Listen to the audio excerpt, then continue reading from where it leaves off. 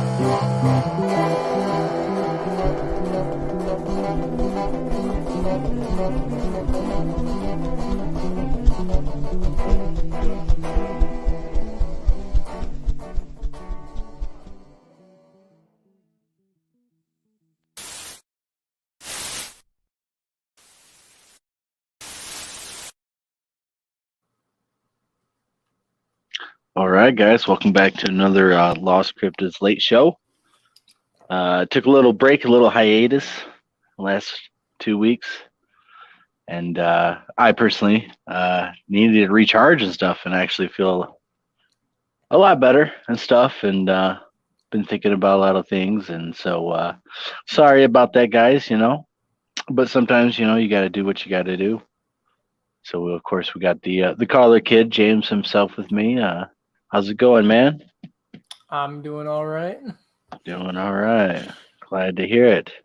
And glad to have we got people in the chat. We got Bayou Flats and Sandra Piper and Pyromedic, of course. Usual people are always in the chat. Nice, friendly guys. And so you've been working on and just published a video not too long ago about some older stuff, but stuff that you were coming across and looked at and reworked, and it's pretty interesting. So why don't you go through that and talk about it a little bit? Which one? Both of them, actually. I know that we had talked about, seeing orbs and eye shine and stuff, and the first video that you had published is a little bit about that, seeing eye shine, and then the most recent one is more evidence and stuff from that trip up there, right? It's the same area, but it was off by like a year, I'm pretty sure. Oh, okay. Yeah. So yeah, just go about it, and everyone can find these two recent videos on, of course, the Caller Kids channel. Be sure to check that out after the live stream, of course. But occasionally. Yeah. Take us through the first video that you uploaded, and then the most recent one, which would be the second video. Oh yeah, I'll go. That's what I was gonna do. Yep. So the first one, I was just going through. I don't even know how I did it. Oh yeah, that's what I was doing. So the first video, the eye shine one. During that video, I took like a whole segment, like an hour's worth of footage, like nonstop, pretty much. And I was just going through to do audio, and I was realizing when I was doing the audio that the video portion, well, it's pretty much dark outside, and I was noticing like weird like orbs in the background. I'm like, wait a minute, was that always there? I never really paid too much attention to it because it was so dark outside that there was no point to like look at that footage. And I just usually delete that and just do audio. So yeah, I realized that there was actually something there. So I decided to analyze it a little bit deeper. Right. Obviously, if a camera is not going to pick up everything in pitch dark, usually, most of that footage you would assume would be junk. But you picked up something that's pretty interesting because it's very relatable to what we have caught and what other researchers have caught. Eye shine in the darkness and eye shine that seems to reflect off IR light or ambient light from flashlights or campfires, and seems to register on cameras. Even cameras with no IR settings or IR built-in photo lenses and stuff.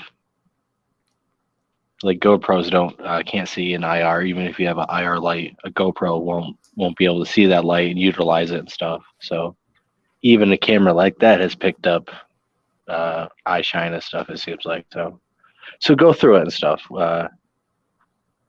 You guys were hearing stuff, right? Yeah, I guess I'll just go through the whole video. Yeah, dive right in, man.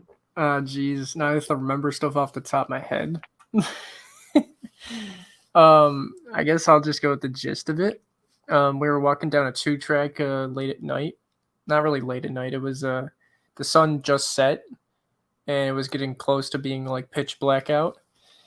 And we're walking on this 2-track, and we see like a tall figure just standing in the middle of the 2-track, just looking at us. And then like for a minute straight, and then it just walks off the trail. So then we walk down there to go see what the heck it was, and there's nothing around. And so we just keep walking down the 2-track, and maybe like 50 yards or so ahead, we hear a knock behind us, and then like 2 long howls in the distance. That's when we get freaked out and turn around. And I'm recording the whole time, so I do get the audio. But also on the way back to where we saw it, that is one of the points where I did get the eye shine, is right where we saw it. So that I found that a little interesting. And it's not a flashlight. That's what I thought it was because my buddy Bill he had a flashlight, a headlamp on, and an actual flashlight. But I analyzed it, and it wasn't a flashlight or like anything. I guess it could have been an owl, but we didn't hear any owls, so I don't know. Yeah, it looks pretty big and off the ground and stuff. It could have been an owl, but seeing that upright tall figure in the middle of the trail, now that it certainly is not an owl that big, right? Now Bill could see it like fairly well, not like making out anything, but he could tell like the size and whatnot. Me, I don't really have good eyesight from range because it was pretty far away. But there was definitely something there. Yeah, it was pretty big too. It was either a person or a squatch. And there are bear out there, so it could have been a standing bear, but probably not likely. Also, we did looking for like tracks when we got down there, and there was nothing as well. Right, I was gonna say, I'm sure you guys looked for tracks, and bears aren't focused on hiding their tracks and stuff. So let's say, like Sasquatch are. And it seems to be the common feature on everywhere is they hide their tracks and their evidence. And at all times, even in the darkness, when we can't really see them, they still hide from us and from other things. And why are hosts hiding? I don't know. I'm kind of in the darkness and stuff right now. Do you got a camera? Yeah, I got a camera stuff. It's on the phone. We will make an appearance here shortly. Keeping you guys. I would, but I don't want to be the only one. So. Yeah.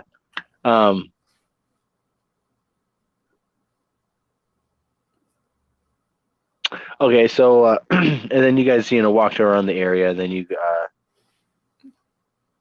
Yeah, You we guys were hearing eventually. stuff, right? You guys were hearing the howls, and you guys got freaked out. Later on, when you went back in the footage, you noticed, the eye shine Yeah, and it happened twice was there too. So that because was you guys the didn't weirder see it thing. in real time. Yeah, we didn't see it because we saw it. We probably would have freaked out even more. Well, yeah, it's intimidating, right? Going after something that is, especially 7 foot tall is big, but on up, it's really becomes monstrous. And Yeah, and the eye shine that what I did capture was pretty high up there. So I don't remember exactly how high, but it could have been an owl. Is what I'm trying to say.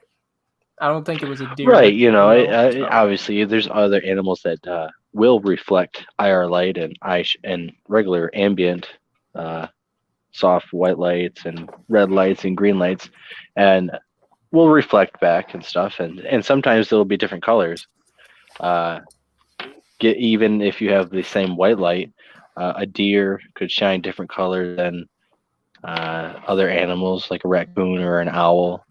And if you use a red light and stuff, it's gonna typically red lights are designed to shine back red and stuff. But each animal is unique and stuff. And so when you use IR lights and stuff and you're picking and you're videotaping with IR, and it's like a white screen or it'll come back as white and stuff. And if you have a color, color night vision and stuff, it's going to come back as again animals are going to have unique color traces, and then you would have to the different IR spectrums of it's like 800 nanometer versus like 900 nanometer. Those might produce different colors in different animals and stuff too. So I mean, there's a lot of actual data testing and stuff growing out there and actually testing to see, what kind of color eye shining again, because there's a lot of people who report Bigfoots, with blue eyes, and we've kind of had experience with red eyes and green eyes and white eyes and a classic amberish white reflection is most common in animals, but not typically like blues. And I've seen green in deer, but none of those are self-illuminating, lighting. So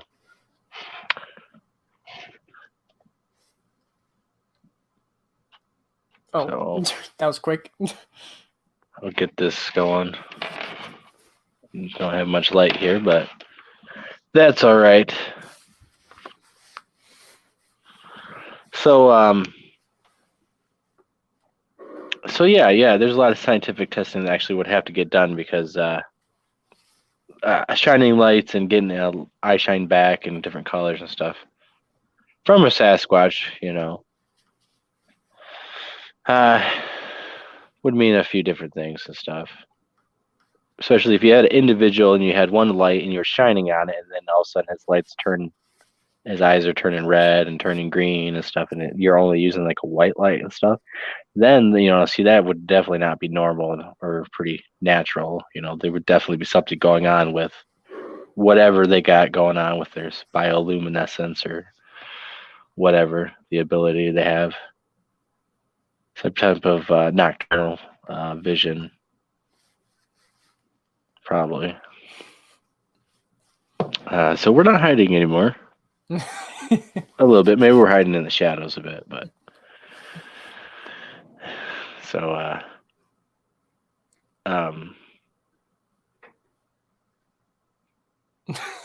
You lost your train of thought.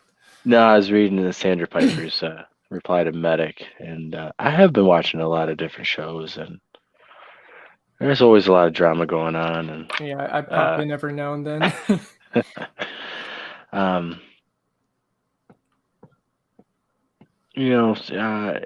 Everyone's different. Some people are super serious, some people are laid back, some people can't go out in the field all the time, and you kind of gotta respect people who deserve respect, but not the con artist or narcissist or two-faced people, stuff like that. So it's all from experience. People go out with each other, and they have their own experiences, and then usually it's good or bad. And there's conflict, but anyways, you and fellow member Tyler are going to hold be. on. Before you go through that, we can go through the other video I did. Yeah, keep going. Sorry. No, it's okay. I got distracted too. It's yeah, good. it's okay. So the second video, which would I even title it? Oh, it was 2020 evidence. So I was just going through my phone because I was running out of storage. I had like 150 gigabytes out of 155 left on my phone. So I was like, I got to start deleting some stuff. So I was going through old evidence from 2020 that I never went through. And well, I went through it. I didn't feel like it was good enough to make a video on it, so I just forgot about it. So there was a few audio clips in there that were decent, and I did think about making a video, but then I got lazy. So, which one did I do first? Oh, it was that one. Okay, so one of the pieces of evidence was me and Gabe Heiss were walking down a 2-track, and Blake was going in the opposite direction. And I think we walked for like about a quarter mile, maybe half a mile. And we got to the top of this ridge. I did a howl. And maybe like 5 seconds later, I got a response, and it was a whistle. And it was really close. And we thought about going in, but right as it happened, it started to rain. So we kind of just gave up on that and started heading back to Blake because it looked like a huge storm was coming to us. Did end up storming that night. Later on that night. Before that, that's when we were hearing the whistles and the audio that we played on here several times. I don't think it's. Yeah, you had the same audio, so it didn't really matter much. Oh, you could have used it and stuff, but you guys got some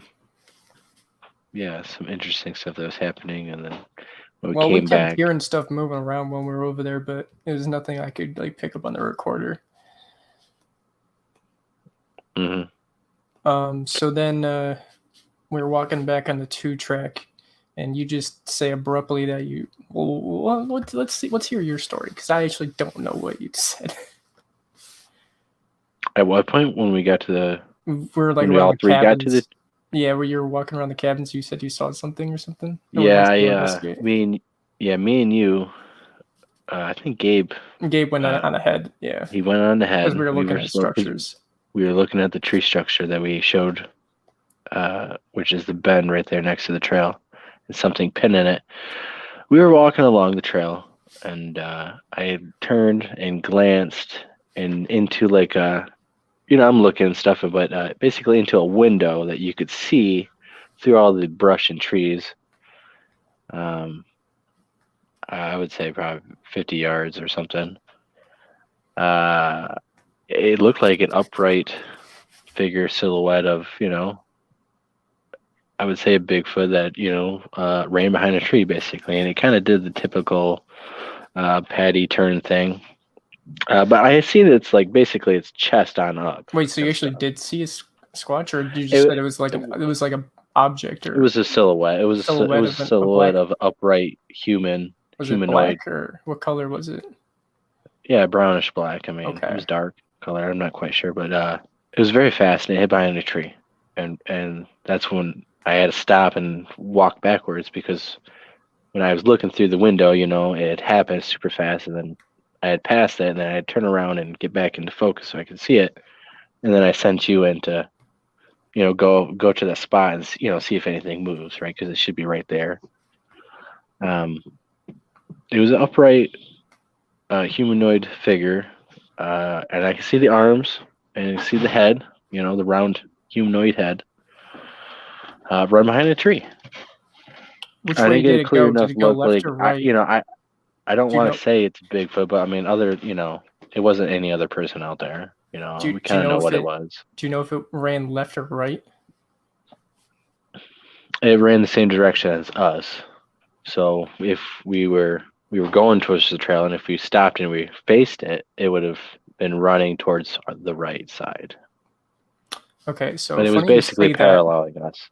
So in that footage that I did record, Bill says that he can see something like slightly moving in one frame to the right. I can't see it, but he said he did. So I mean, I can see something, but it's like too hard to say like what it is. So Right, you might have got one. you're filming that, right? Yeah. It should have been right around there. My it's- speculation is it dropped on all fours, and then got to a different position, obviously, and was watching us and stuff. And the other group, while me, you, and Gabe were gone for I don't know 40 minutes, 45 minutes, I would say, or an hour, because it was a long walk to get to that the 2-track, and then we split up. We were split up for a while, and then we came back. Oh yeah, you went by yourself. Did anything happen when you were by yourself? No. Oh, okay. No, I was kind of like, man, I was really hoping that you guys had something, because I was kind of bumming out that but it wasn't. all I was amazing. hearing is some sand rails and ATVs off in the distance. Yeah, we heard those too. So when we got back, of course, and then I had seen that, right? We're trying to investigate that, and other people are yelling for us to get back. come over there, because they had activity the entire time we were gone. Yeah, I thought about around there, and they were, hearing stuff. I was gonna try to stuff being thrown. I was gonna try to edit out the swear words, but I've realized that was impossible since everyone was yelling every second. So it's kind of hard to do that. I kind of I got mad too, because the one individual was drunk basically, and we were trying to investigate what I had seen, and we were really trying to find tracks. I don't know if you noticed, but in the footage that I put out, like I got to a cool area once I like ran in there, and I was like, dang, there could be something around here. I was looking pretty hard. We ended up finding a track in some moss, so it looked pretty good. Yeah, I thought about putting that footage on, but it was just too hard to say in the video. It just didn't look great. I got some of that footage, but it's gonna come out in a while, a little bit. Yeah. I don't like working on it because, hey, jackasses. I really yeah. Anyways, mistakes. You learn from them. Anyway, so yeah, we were investigating that, and they were screaming for us because they had activity the entire time, and we're having stuff. They were screaming at us, and I'm pretty sure something happened, and then all of a sudden got more frantic because something had just happened to them. So we pretty much knew there's multiple ones going on, because they were having activity. And this was daytime. This was like 2 p.m. So there were at least two. And the one that I had seen maybe could have followed us. Maybe there's one right there. Maybe there's more. At least two, because it's the ones in the woods with us, the ones with them. And after we seen it, it started to like rain pretty hard too. Or after you saw it, sorry. It started, when we met up with the group and stuff, and then we circled around over where they were at, and ended up finding the track, and it started raining after that. So we packed up, went back to camp and stuff, and kind of waited around, and it did let up, and we ended up having activity around camp. People were seeing stuff. We went to another spot, and people at camp freaked out because something was at camp really just messing with them, and so we went back and searched around the whole area and stuff, and then we ended up going back out there, and me, Bill, and Gabe went back out there. Oh, are you talking about when we went through like the whole swamp area and found nothing but? No, that was the first night we were out there. Oh, okay. And that's when Linda said she saw something. Yeah, the dog was freaking out and stuff. Definitely smelled something, and it seemed like we had activity the entire night. It picked up when we went to the other spots, and all of it is very walkable for a Sasquatch. It wasn't too far. Easy for them to find us. We were there for a while, and we did end up getting audio and stuff of something screaming at us. Me, Bill, and Gabe screaming at us, and We recorded it, and it was following us. We were trying to beat the storm because it was actually storming, and got audio of that. We've played it and stuff several times. It's if you look on the channel stuff, it's Northern Michigan audio, and there's a few different clips. This would be about 2 years old, videos or more. So, and yeah, after that, actually, it never rained at camp, and I ended up sleeping next to the fire on a chair with a blanket, just hoping something would happen. But nope, not that I know of. I guess I passed out and slept good. So, but yeah, and we talked about the in March and stuff. We just got back from the one, and I ended up passing out next to the fire and stuff, waking up periodically, and nothing happened. But it's pretty eerie a little bit, Oh, One of did you these things ever go through your audio and see if you got anything? Yeah, we the first night is kind of muffled by a couple hours of the waterfowl making noises and stuff. So there's some sounds and stuff that I would attribute to the waterfowls because it sounds like from that direction. It sounds like. I meant the last night where you said you heard a bang. No, it doesn't. I don't. I mean, I might have to it's probably it's in the background, I think. And okay. So I definitely need something other kind of software that would, I guess, specializes in that. But So, I was thinking about that actually because when you guys were doing the testing and stuff, I was when I was ready, I was supposed to make a Bigfoot call, and you guys were supposed to hear it and bang on it and stuff. Well, I made a couple calls, and you guys never even heard me. No, You walk up there, and you heard guys nothing. like. And it was funny because I did a pretty loud one, not like super caller kid, but up there. Yeah, we were thinking. And I was just like, you guys didn't hear that? We're like, you should have been there by now, but yeah, we never heard you at all. And when you were banging on the gate and I was closer, I could tell that there's no way from what you guys were doing, at least, that you could hear it back there. And there's only like a couple inches of space that you can get back before the chain holds the two pieces metal together. So yeah, but so I wonder what you heard then. well, we're gonna do some more testing out there, but I don't know. None. Tyler didn't get nothing on his audio, so. But that's the name of the game. I'm gonna try to go out, not tomorrow. Hopefully tomorrow. Maybe later in the day. It's gonna snow Monday mornings and rain maybe. So. Yeah. Well, I'm gonna be out in the wilderness camping and surviving is more like it, and out in a hot spot and hopefully get some activity, I guess. That's what you hope for. Yeah, I'm able to. I got a couple of days where I'm able to. Might as well go out there and do it. So kind of a last minute thing, but I'm gonna do a lot of walking. I'm gonna plan on walking more than 20 miles in a day for at least first day. And you sound insane. walk. Well, there's some different spots I want to walk to. How are you gonna carry all your stuff? In one big bag or maybe two bags that tied together that I can. Jeez. I'll have a backpack, and then I usually tie my tent and stuff to my bag, and I can carry it all. And we'll walk.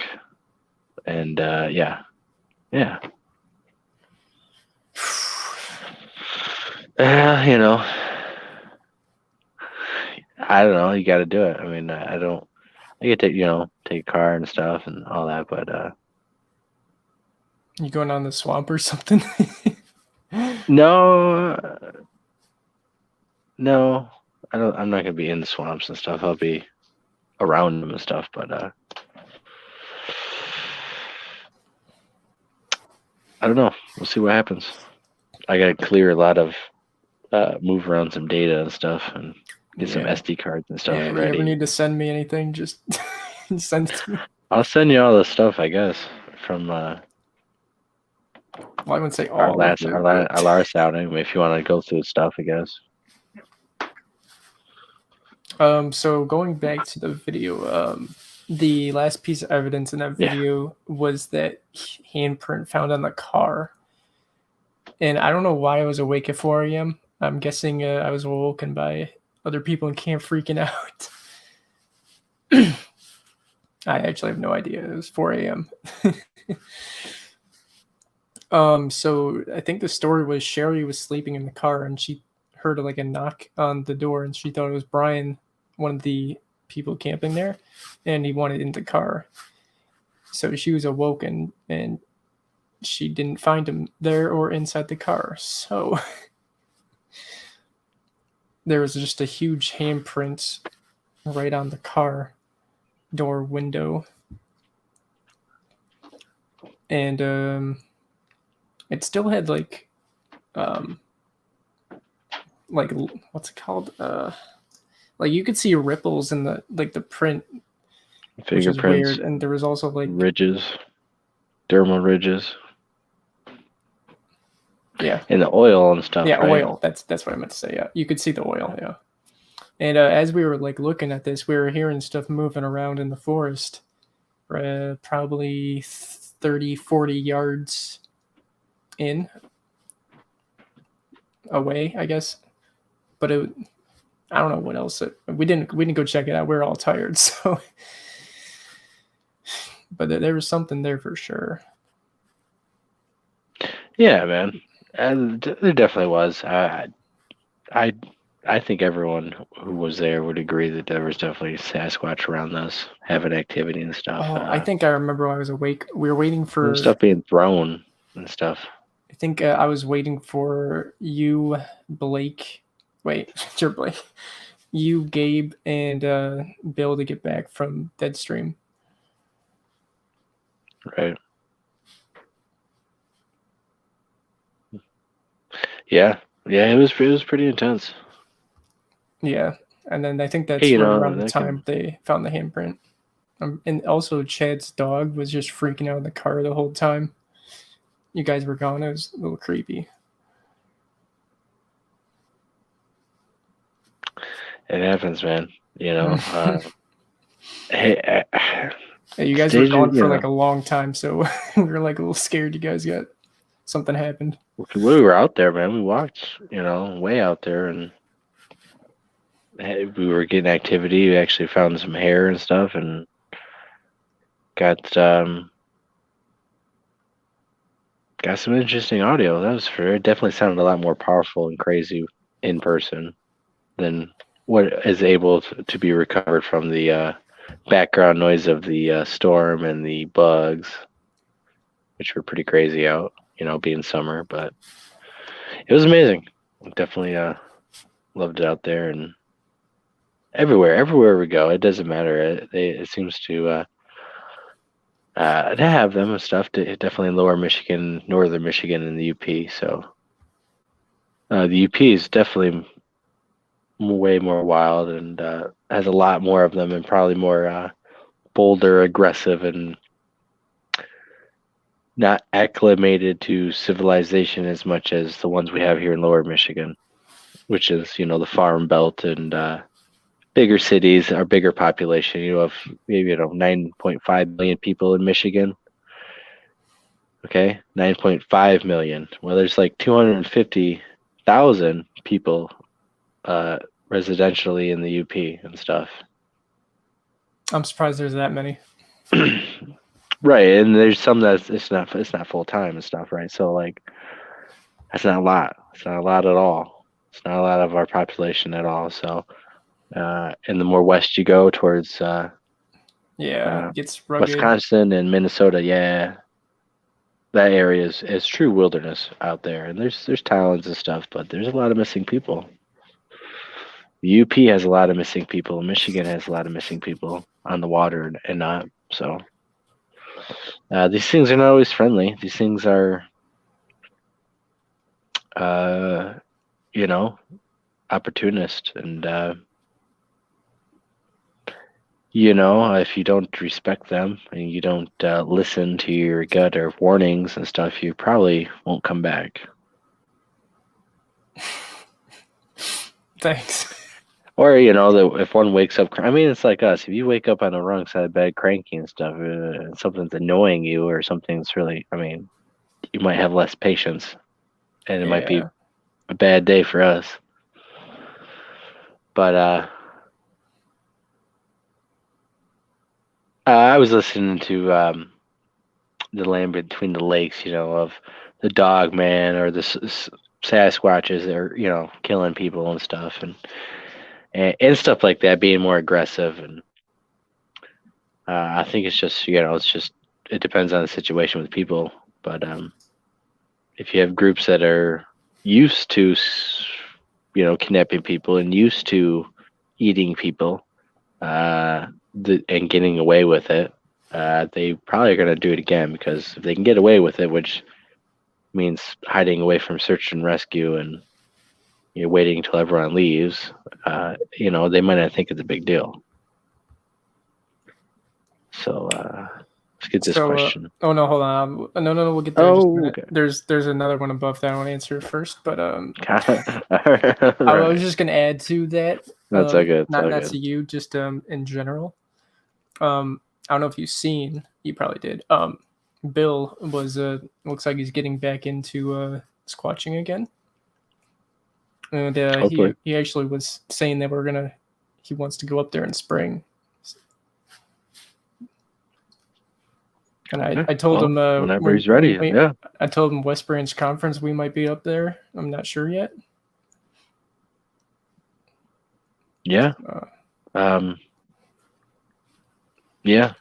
We're not gonna miss it, and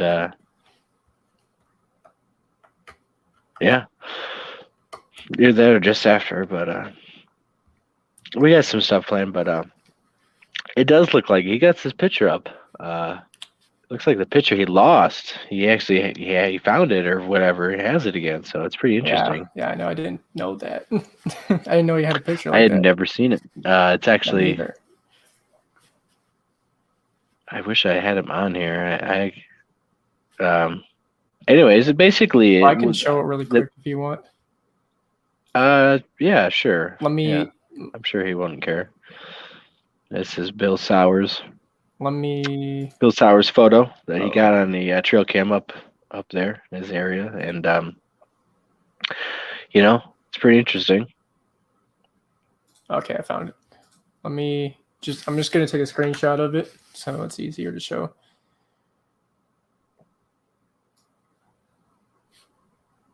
Yeah, I had done that. I was gonna mess around and try to enhance it and stuff.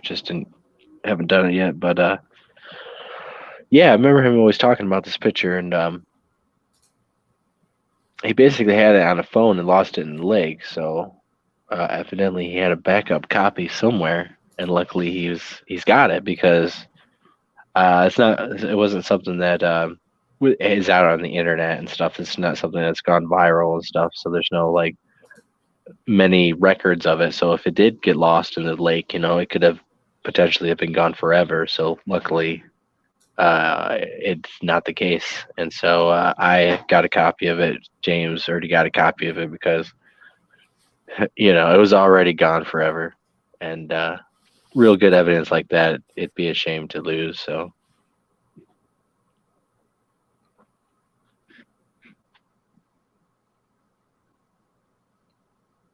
I think I need permission.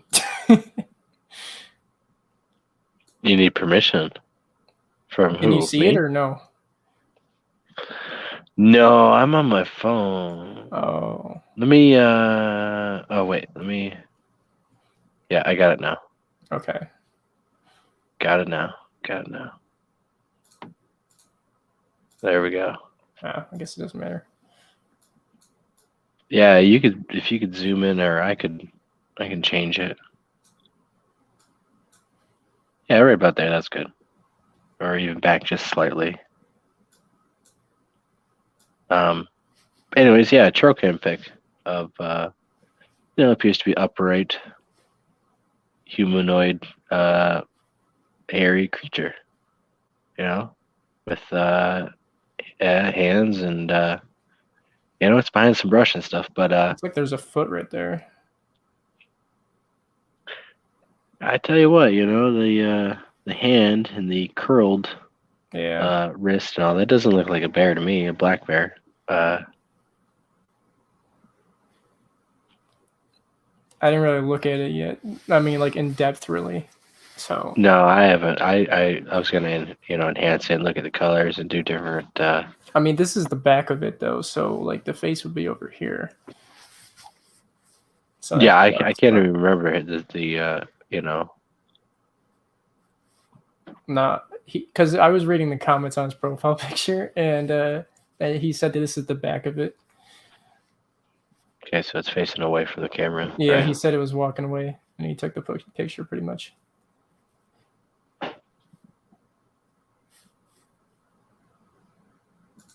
Sweet. It's pretty, it's pretty interesting. A lot of people are gonna be like, blah blah blah blah blah. But coming from Bill, he's a pretty honest individual. I've been out in the woods with him. Been out, and I enjoy being out in the woods with him. And he's definitely not making up stuff. He definitely doesn't have no suit out there with any of his friends out there taking photos, because no, that's not happening. He's actually very serious about this, very dedicated, and scared of these. Respectively, has has a respectable slight of scaredness to them, and he, I mean, you can even vouch for him that he's not the type of guy to BS anyone and hoax stuff, like this. So this is a legit photo. Yeah, it's a legit photo, yeah. Because I think if you're gonna hoax something, you want to make it like look, good. You wouldn't really want a bad hoax. You know what I mean? Well, it's not. It wouldn't be that hard to do. Just obscure. Having a suit or something, being a skirt and stuff. But being the type of individual and where this was at, who Bill is, it gives credit to it. And so luckily this photo is not lost at the bottom of a lake anymore. That there was another digital copy that was luckily found. And now we have several copies because we're not it's not losing this one, but it's awesome. So maybe we'll get Bill back on and stuff. He's getting back into the swing of things, taking his time, and so when he's ready, maybe we'll get back on and get the story on this. But yeah, make this one kind of go viral a little bit, because I'm sure people are going to analyze this and would want to, And Bill is pretty open. I'm sure he would definitely discuss and, be vetted, of course. So if you want to get back to some questions, we can. There's one from like 20 minutes ago that I was going to answer, but we were talking. Yeah, which one is? It's from Pyromedic at 11:38. Okay, I don't have timestamps on my phone looking. What was the question? What do you think of the stories where some have had activity and they believe that the same ones followed them home like 50 miles instantly? Oh, okay. Yeah. Yes. Pyromedic.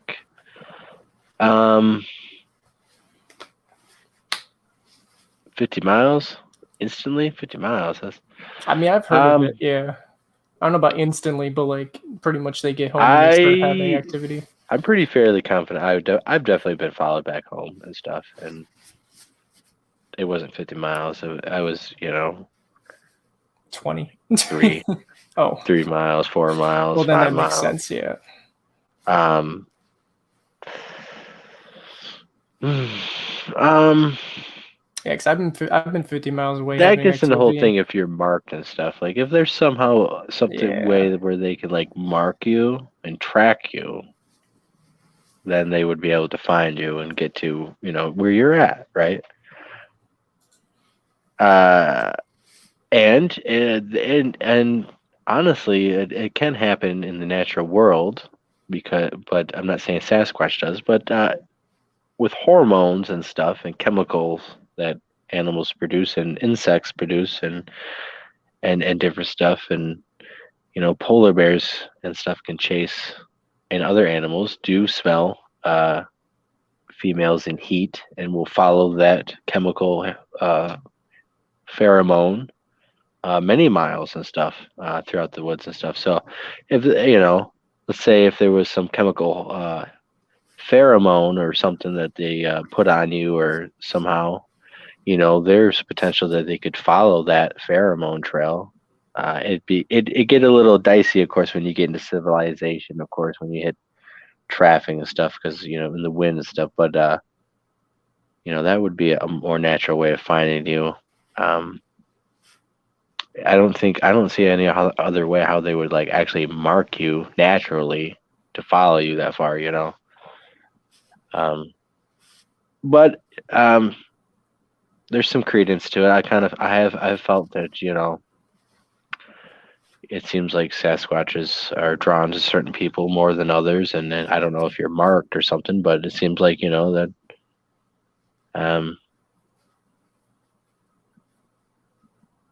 I've lived in a few different places and had activity. I wouldn't say they're following me and stuff. How would you be able to prove that the individual has followed you and it's not someone else? Well, I guess And it could be. 50 miles is pretty far. I mean, Well, I guess the way to prove it would be the Sasquatch would be screaming at you through, a window by a window or something. Supernaturally and stuff like that, getting more paranormal side, sure, yeah, anything is like that's possible, sure. Ghosts attached to people, if there's some type of attachment type of thing, like a ghost, then it attaches itself to you and can pop up in your neck of the neighborhood, I guess, right? But I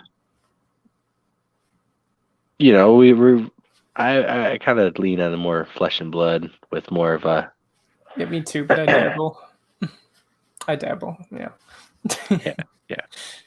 Well, you gotta have open mind, so. I don't know about portals, but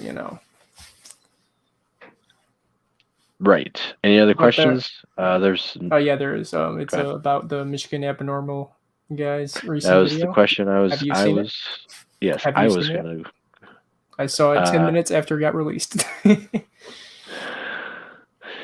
I was listening to it. Recent recordings. I guess if it was his most recent one, then no. Yeah, it was today. If he just got it, then no. And now if it's something, because he's been posting the older stuff that he's got. If it's one of his older stuff he has, then yes. But if he just got it and it's really new, no, then it's from 2019. Then yeah, I have heard it. This is just more of an updated version, so it's more clear. Yeah, because he came on the show and he was talking about it. He said it was the final version that he was going to do of it. Awesome. Yeah. He has a few different stuff, and sounds like scrambled radio frequency. Well, that scrambled that is gibberish. The gibberish that are talking and stuff, and the Yeah, I was listening to it for maybe like the first 5 minutes. I actually thought it was like really interesting, and then it just started getting a little weird and yeah. But a little bit of it, yeah. I guess I would have to like know more context to be able to understand what was going on. Right, he does that in other videos and in interviews, but well, some of the devices that we're are recording with, they're preset with stuff, right? Credit to Mark Zasky, he kind of reaffirmed this, I guess, in my mind, but he was speaking about it in Bigfoot Odyssey, one of the recently factory, it's at factory settings and stuff, and it's pre-programmed to pick up certain frequencies at certain levels. So, a lot of people thinking, I've thought this, infrasound is, low frequency, and they do low bassy frequencies and talks, and they might be not being picked up on audio recorders that are specialized in picking up those type of frequency levels. And even some of the stuff where it's regulated, I can't remember the agency, where it's electronically regulated to run at certain frequencies and certain hertzes and pick up, all of that is regulated and governed, but there's frequencies and stuff outside of that. And if these things are audibly, infrasound sound waves, using different sound waves, low waves and stuff to affect people, you can have all sorts of effects, hallucinations, and things that would explain a number of things. And if they communicate using that, where we can't hear, we can only hear in certain ranges. Obviously, you can get lower that we won't hear. There's a lot of different interesting things going on in that, and shooting of infrasound, which is shooting a sound wave weapon at a prey to distort and all that. So if that's how they speak and that's how they are, doing and stuff, it might get picked up, and it's going to sound a little different and stuff, because the devices are picking up stuff it's in different sound waves and different not natural like calls and human language and stuff. It's not the samurai chatter, it's this other vocals and these other stuff being picked up that we don't know, we don't hear that much and stuff. So that's what he thinks is going on too, and some of that too, because they're doing these clicks and they're doing these jibber jabbers and they're doing these other sound frequency tones and stuff that is producing different frequencies and different sound waves. And the recorders, it comes out staticky. It sounds like interference and stuff. Bigfoot Odyssey, they were out in Florida, and actually in the spot where I filmed something across the road. It was a very heavy activity area, and they were getting out. I was listening to it. I was watching it live, and I could hear the screams coming from the individual they were around them.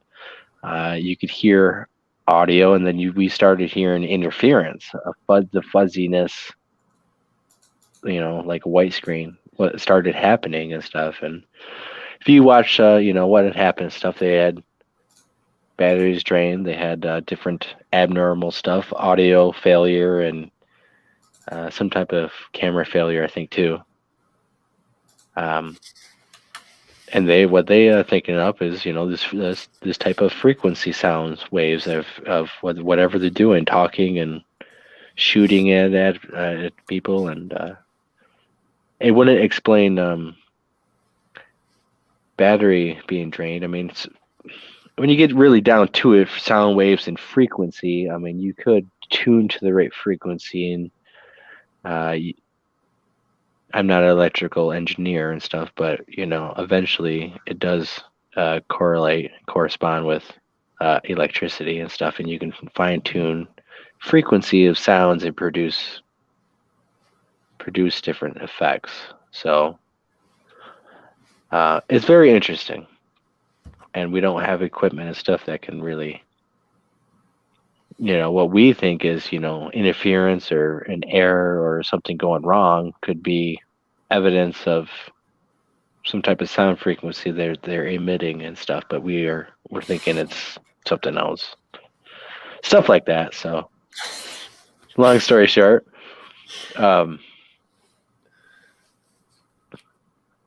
yeah, he has some pretty good stuff. You're doing it again. Michigan Aboriginal. He got some good stuff. No. Oh, come on, use a better word. I know. That's all right. It's all right. I like that word stuff. It's all encompassing. You can use it. It's a very versatile word. It's very universal, yeah. It's a very easy cheat word. No So, cheat word. so we do have a question off of the other question from before about the 50-mile Bigfoot, basically. So Yeah. basically, the question is, so since Bigfoot can, find someone 50 miles away, other animals and pets can also do the same when they go missing. So it is possible that a Bigfoot can also do that as well. Is basically what he's correlating. Do you agree? Yeah, I mean, well, they definitely can find their way back home, it seems like.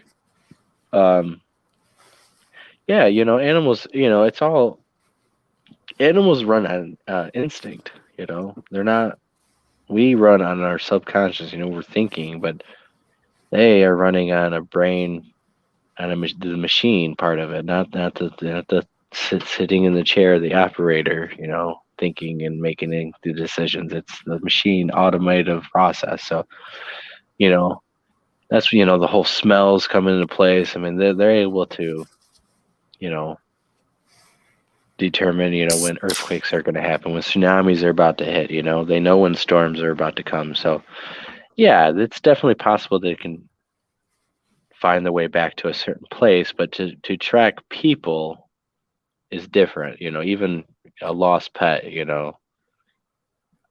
would most likely go on scent and stuff. Dogs go on scent. Cats would smell you. But eventually, if there's no scent and stuff, the dog does not have a psychic bond with someone to find them, but could find their way back to a place that they've probably been to. And cats typically, the old saying goes, is they start going in circles and they just go wider and wider and wider and wider and wider until they find a place they know, apparently. But there's only certain animals. You think they can do that? I mean, home? I mean, there's no animals that can track a person.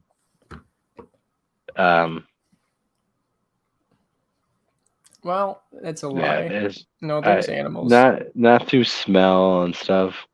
I'm There has talking to about through a traceable smell, a traceable pheromone. I mean, a bird could search the sky for you. I mean, I guess, but to be able to be next to the animal, pick you up, transport you to another place without the animal knowing, or any point A to point B line of trail. There's no way anything can know where you are, and where to start looking, where to go directly. There's no clues left behind, right? So, unless there's unexplained science going on or some paranormal stuff going on. yeah, I would assume. could be something like that too. Because apparently, well, he just said that. And I have heard stories where it is possible that they've tracked down humans for miles away from where they were. And he just said that he found an internet story from when they crossed half the country to find somebody. I don't think. I mean, half the country is. I could say 10 miles, 5 miles, 10 miles. If you're talking about pheromone trails and stuff like that, I mean, your car smells a certain way. You smell a certain way. It will linger in the environment for a while, and animals can follow that scent. It's very differently than how we operate and stuff. So yeah, I can see them following you for a couple miles and stuff in your car and stuff. Yeah, and if you live out in the country and you go into a national forest, and you don't live in the city, yeah, they probably follow you back to your house if you live out in the country. But for them to follow you halfway across the country without some supernatural or unexplained natural science, natural phenomenon, not spiritual, not extraterrestrial, but a natural thing, I don't see it. I think it does have. I mean, it happens, and I think maybe that's more of paranormal stuff going on. We don't know what these things are. There's other entities out there that could be masquerading as a Sasquatch, ghosts and all sorts of stuff. There's other stuff out there. So,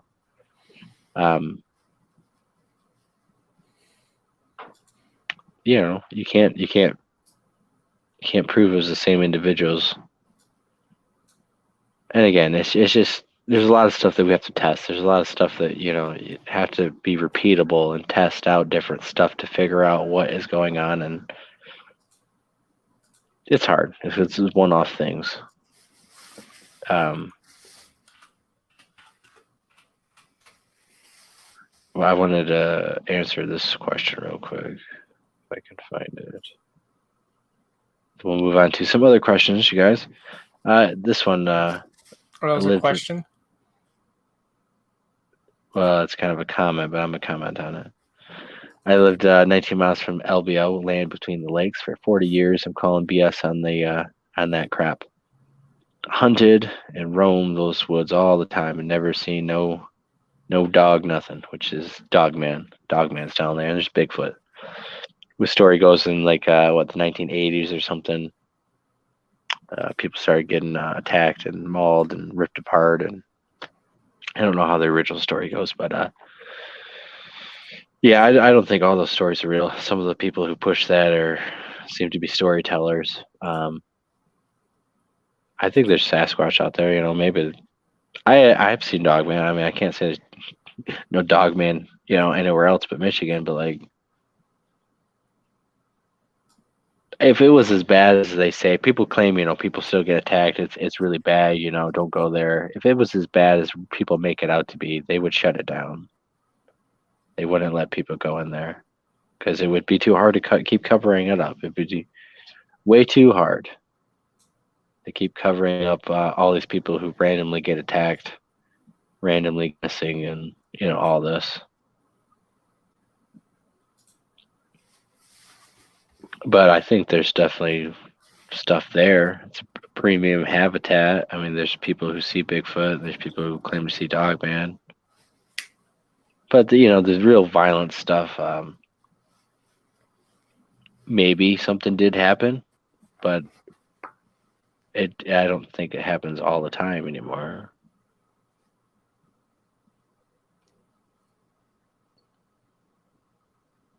So I just want to answer that because there's stuff on that, and that's in Kentucky, Tennessee area.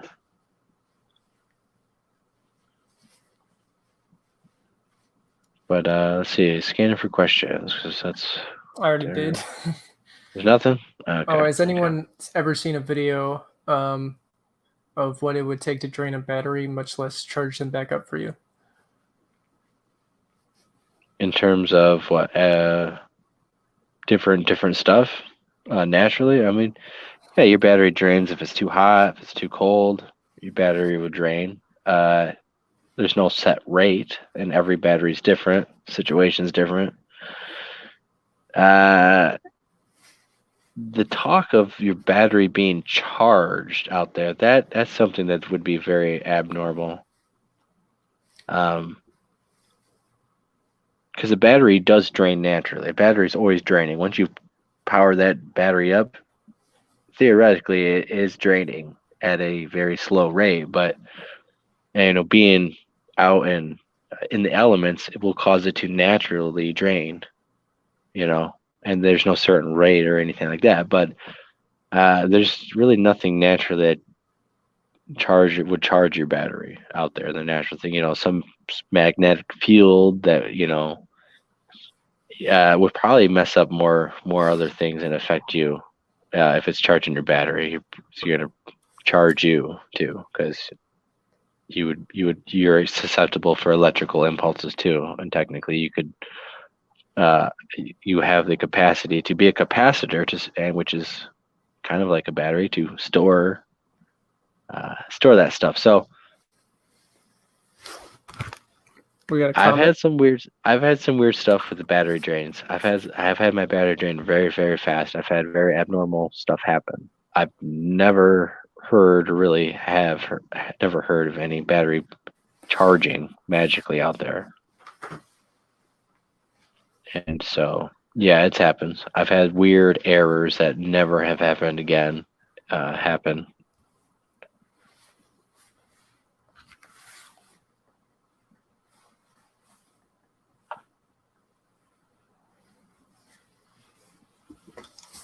Sorry, I'm looking for something. I don't know where it went. No, it's all good. It's all good. Okay, so he's talking about LVL. Yeah, happy Easter greetings, everyone. There was a comment on the battery. I'm trying to find that. The newest, it's more down at the bottom. Yep.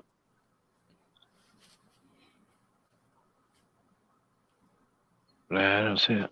Heard some going dead, then working again later.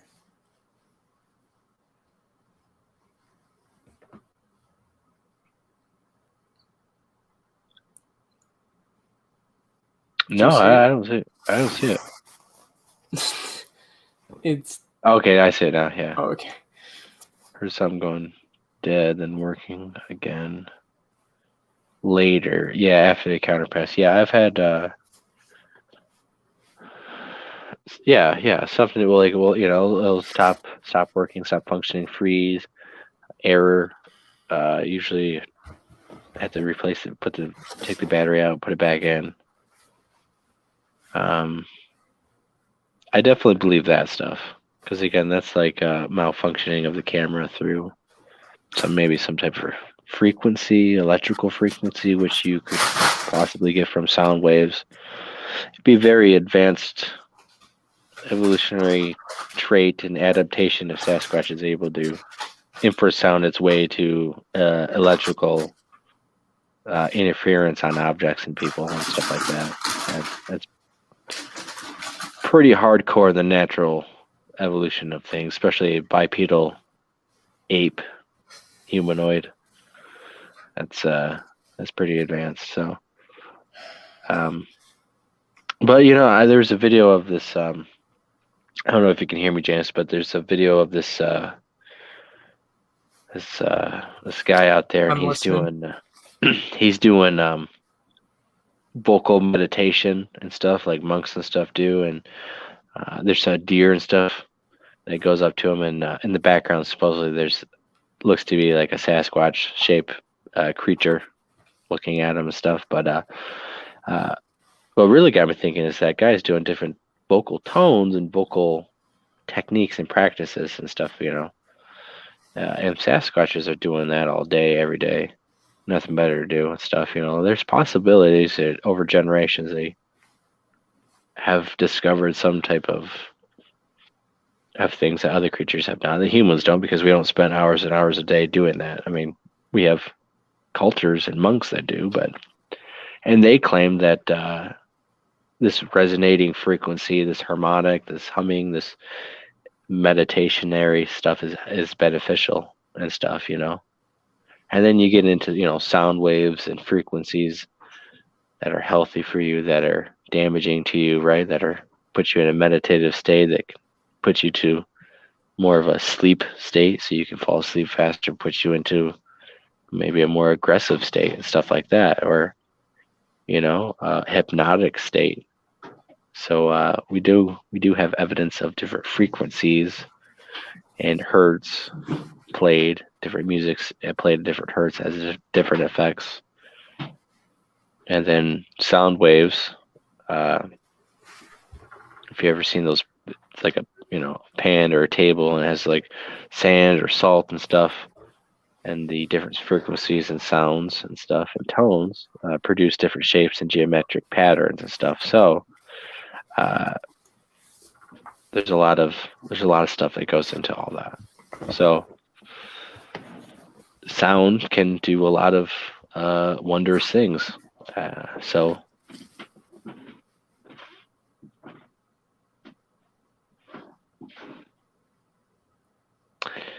infrasound, this frequency and sound waves and stuff can, if you direct it at someone, it can have a variety of effects. It can affect someone to where, they might not be able to hear anything.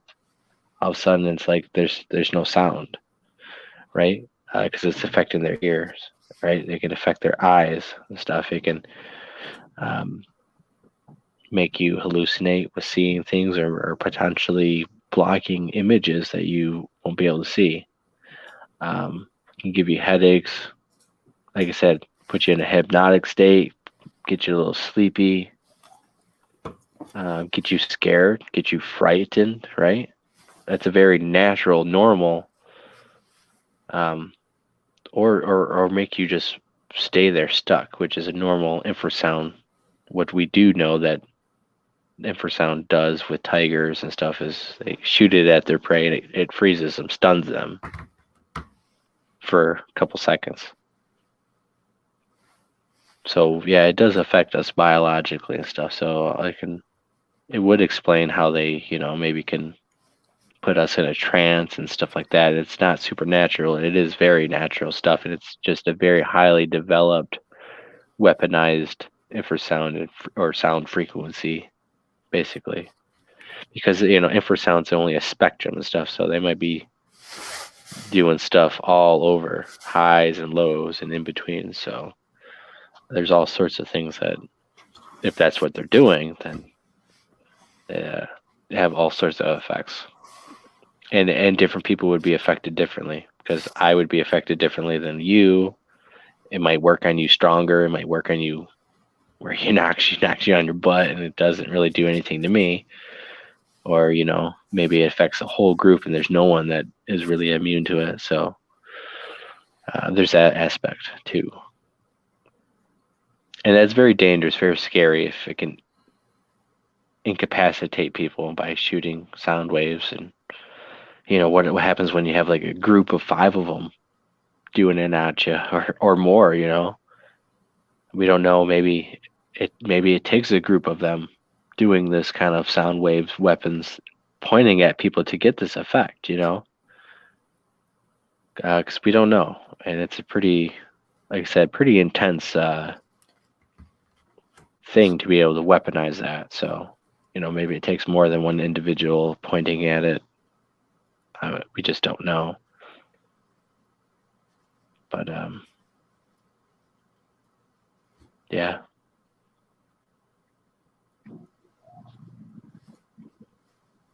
It definitely can affect a lot of people.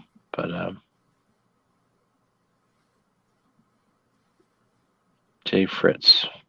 Yeah. Yep, your encounters were in JBL on a farm, and you also said it was in both states, which made sense because I heard people say it was in Tennessee, and then I heard people say it was in Kentucky, so it's in both states. Which is interesting and stuff, because that jurisdiction, that boundary line and stuff means that, both of them, technically come to that point and they don't ever cross over and stuff. So some of that stuff might not be managed as much. Some areas might be more remote and. Have you seen that video? What Power Medic just said? Yeah. Because I have no idea what he's talking No. about. I do know. I know you watch. I've not seen that particular video. I know you've seen a lot of weird stuff, so that's why I'm trying to. But yeah, our sound wave weapons and frequency weapons. It's nothing new. Our government knows about all this stuff. Oh yeah. Many tests and stuff. That's why you don't see them anymore. But the Humvees with the LRAD. I think that's what it's called. Sound weapon. It's actually more. It wasn't a sound wave. I think it was more like a radiation weapon or whatever the heck. But I feel like you're burning microwave you with rays. Anyways, they got sound cannons and stuff that does that, except for it's more like infrasound waves that affects your eardrums. But yeah, they know how to, affect people with sound and music. And sound waves, we had the attack in the embassy in Cuba with a sound weapon. One, yep. Sound weapons.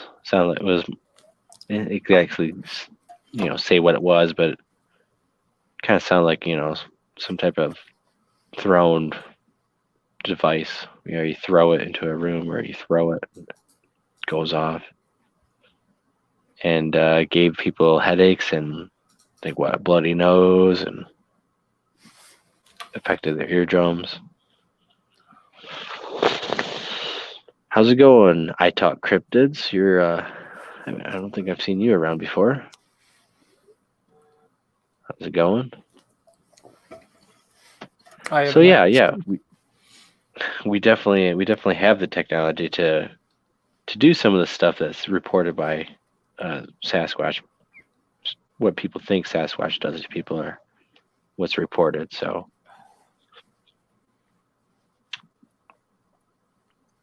it would explain a lot. Even irrational behavior, stuff like that, or yeah. Do you know of any recent evidence that came out? I don't know. I haven't really been paying attention lately. Not sound Yeah, stuff. I'm I talking guess. about like it's cryptids. From researchers or like cryptid sightings.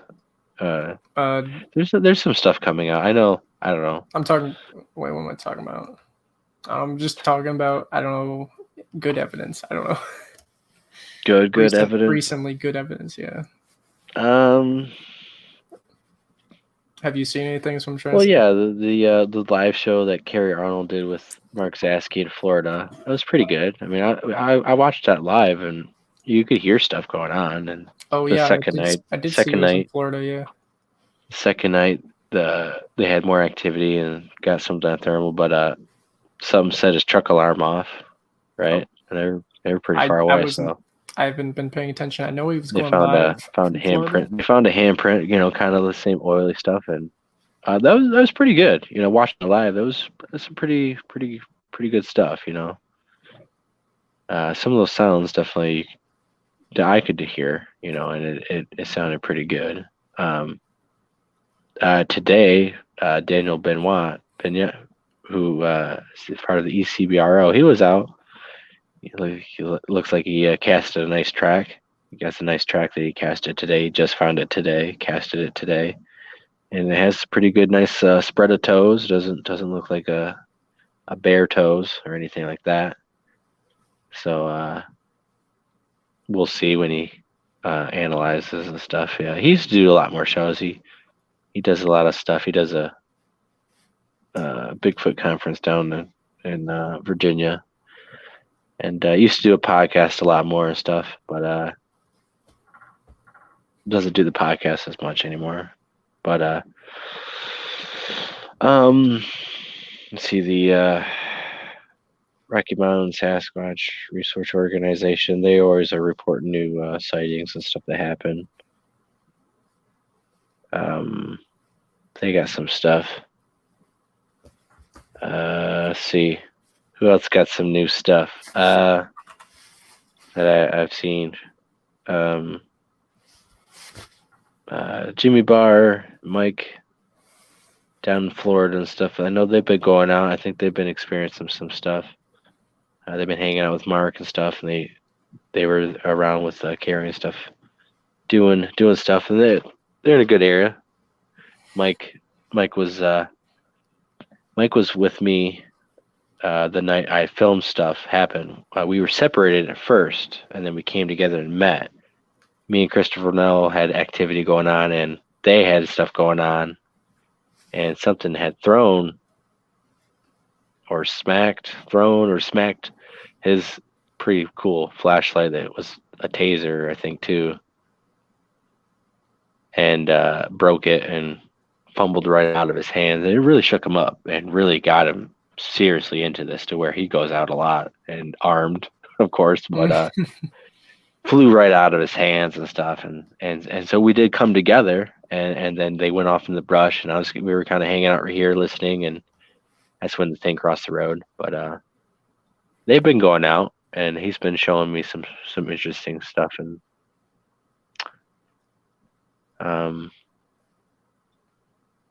Rocky Mountain Shadow Squatch. The Shadow Squatch, yeah. He actually got some eye shine and stuff in one of the videos about a month or two back. It's very comparable because it looks very similar to what we got up north with Jason Kenzie, which you can watch the documentary on Tubi now, Searching for Sasquatch Part 3 and Part 4, which is basically the trip up to the UP and stuff. There's in also some my of encounter. BC in there as well. Yeah, he was up in Canada and stuff too at number 3, and anyways, you can watch the full encounter of what me and him had on the channel and stuff, and some other evidence, of course, we've had. They got a clip of eyeshine that looks very similar to what we got.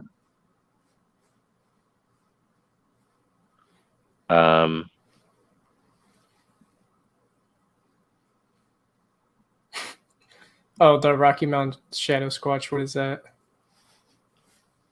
I think that's a name of a video they have or something. I'm not quite sure.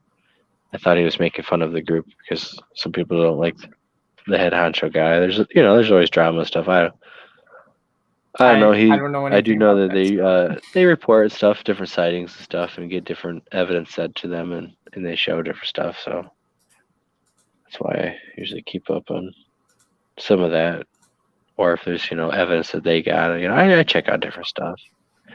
Hiker Dave, NE. He said he's out there usually hiking and stuff, but a couple videos ago, or maybe a couple months ago, he had some interesting stuff going on and caught upright figure and stuff on the trail that he didn't see a person on the trail with him or anything. So I know Tex Trinity Paracryptid. I always forget the name of their channel, but it's Tex and Michigan Rob and Jason. I can't remember his last name and his channel, but they do a show, nice weekly show. They got multiple shows actually. I'm sure people know who I am. Texas Front Porch and stuff. They go down to Oklahoma and stuff, and they've been going on to some expeditions and having some stuff go on, and it's a pretty hot area, pretty active area. It seems like pretty, I guess, dangerous area. It's one of those areas that's pretty dark and foreboding. And they did do some good shows with Jason and stuff. He talks more of the biblical side of Sasquatch and a lot of things. And he has a biblical channel. They go in through a lot of stuff. Very interesting.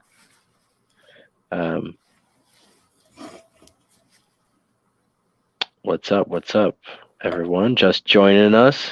I see we got some new people commenting on the chat.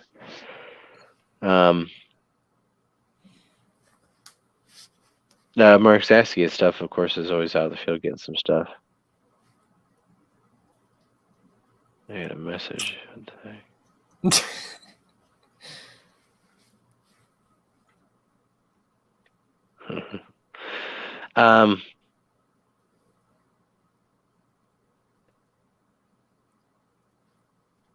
There's a lot of channels. Not a lot of channels out there. I guess there's some channel out there that I've been watching this stuff, and it's like, man, this is really nothing. It's not, especially a lot of this tree structures, and where I'm hearing tridents, and it's just trees that just naturally fell down, or trees that literally grown into the ground and just pushed over and stuff. And while it just looks like everything's held together in place and stuff, it's just natural stuff, and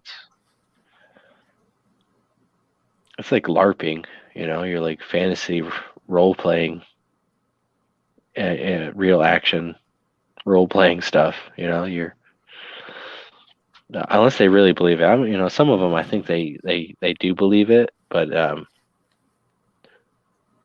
they're just going way overboard. There's no looking at the details. There's no discovering if it's real or not. Oh, you disappeared again. I did disappear again.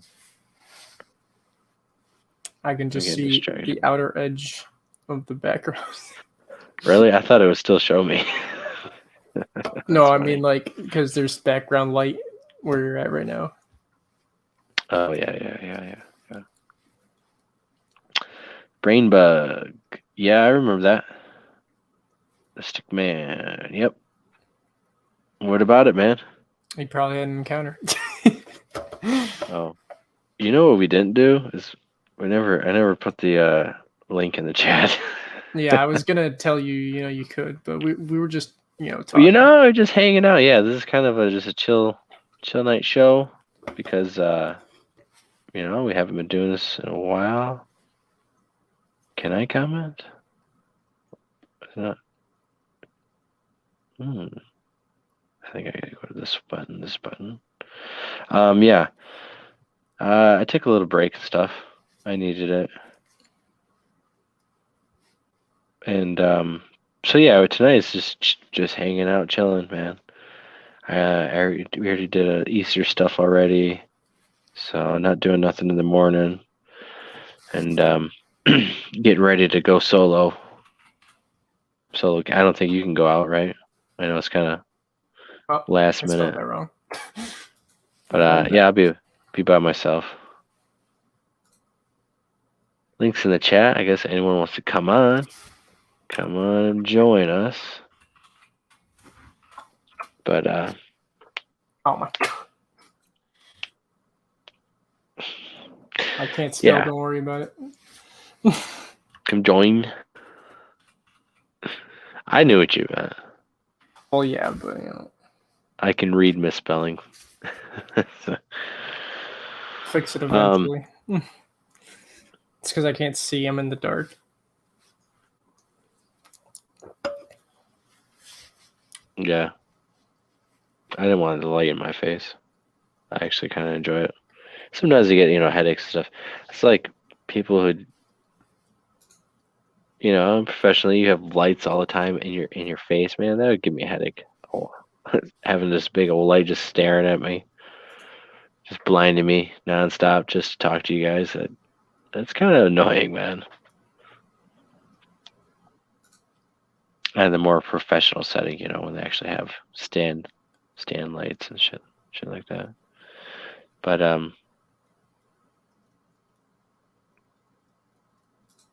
no, there's good channels having good discussions out there.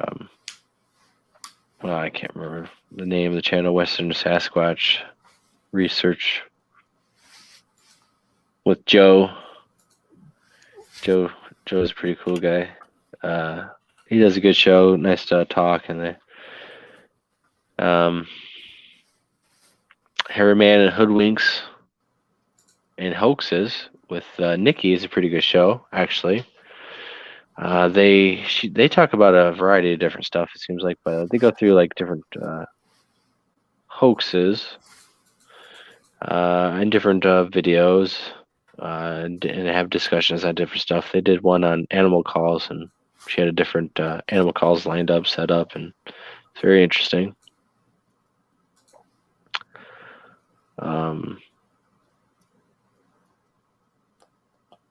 I be right back. Let me look. What happened? Oh.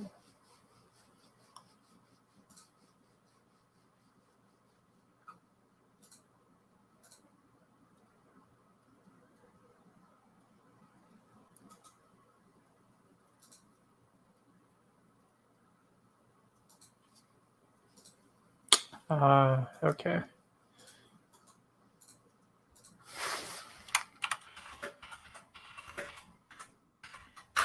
Could you hear me? Hey, what's up? Yeah. Was I gone? Was I still here? I wasn't really paying attention. I was looking something up. I don't. All right. I just. Cryptids. She does good. She has a good channel, and where she's diving into giants and stuff, and does a real good job of going through and doing the research and stuff. So she just posted something recently, and the last video before that was very good, very content oriented, and she's studying very ancient Native American stuff, and studying skinwalkers and different stuff. So it's very, very awesome knowledge that I recommend to check out.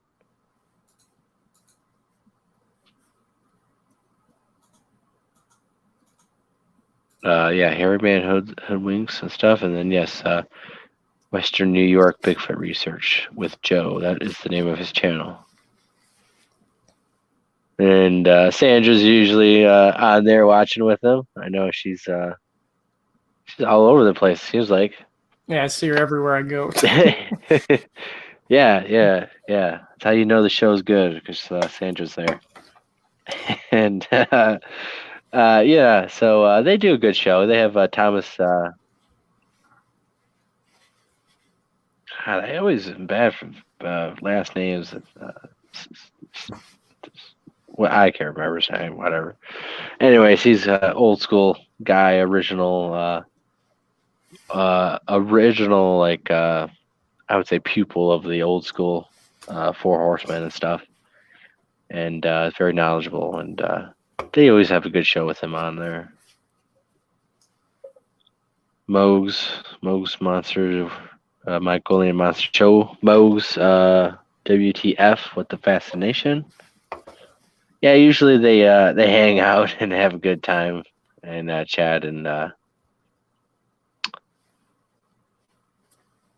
it kind of feels, you just sit back, hang out with friends and stuff, and the topics vary widely. But Bigfoot does mix its way in there.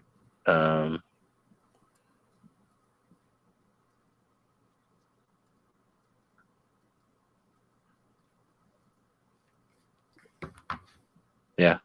You falling asleep? I got a lot more. I can't think. I gotta have to look, but I'll get. Yeah, I can think of some more. Let me drop some more. Bob Gimlin. He is a storyteller on here, not the old guy. Oh, okay. No. I know there's He's another no, he's our age and stuff. He's 20 something, I'm guessing, or maybe early 30.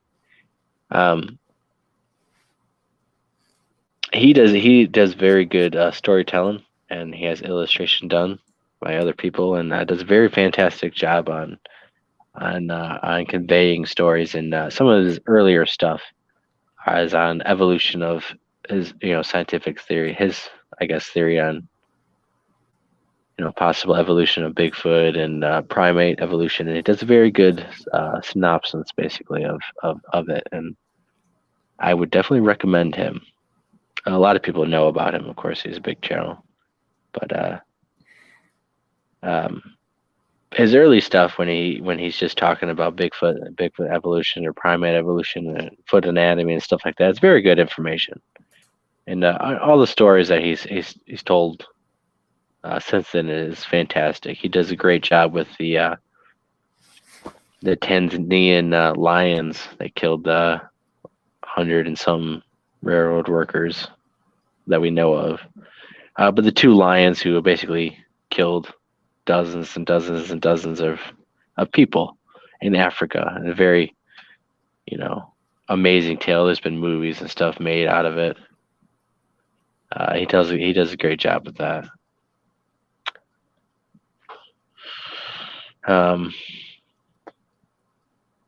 The Sheets Watchers, they have a great channel. Do interviews every Wednesday night, 10 p.m.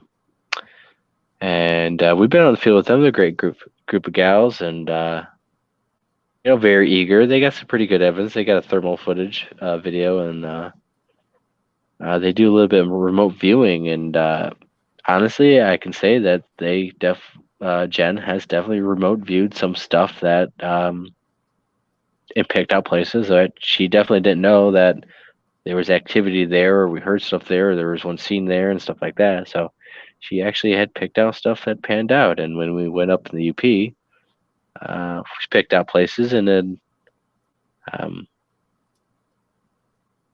we did get some pretty good areas and stuff. So it actually was viable.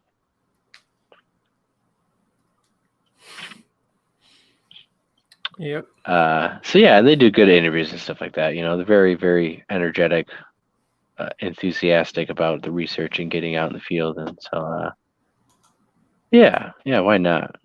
And so, recommend them.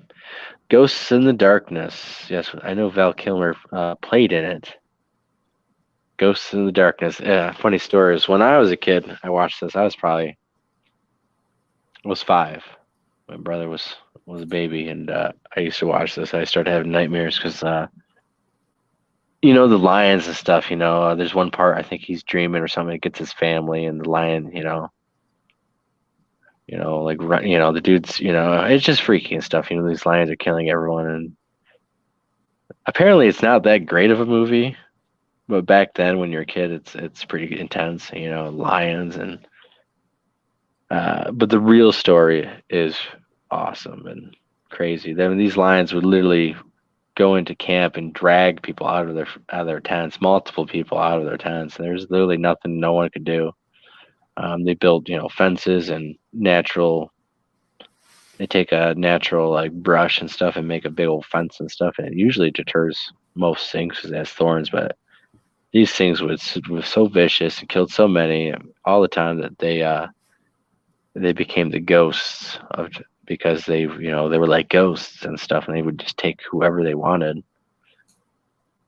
and it was very abnormal and stuff. And they basically they shot the two. The story of how the dude actually shot him is a crazy cool story in and of itself. But anyways, they shot those 2 lions. They got them stuffed in the museum. You can see the pictures of those. So 2 maneless male lions. Actually, they don't have manes. But yeah.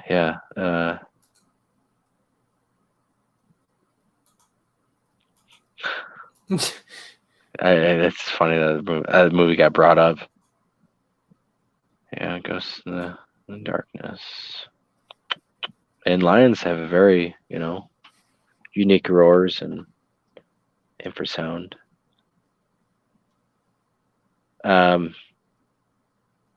Shout out to okay, I can think of one. You can do it. There's a lot of people who don't post as much as they used to. Like you. I took a week break. Yeah, it's been 3 weeks. 3 weeks. This is this. I missed. I did 2 weeks off, which Yeah, I got it. I'm just saying. All right. I'll take it easy. I am not even sure I would say your name. Rafaela? Raphael. Oh, wait. Rafael? Ella? I don't know. Rafaela, Not quite. Hans. Take it easy and stuff. Appreciate you guys coming in. I seen Northman's Keep was in here saying hi and stuff. We have a check out his channel. Yeah, we got some questions I think I see.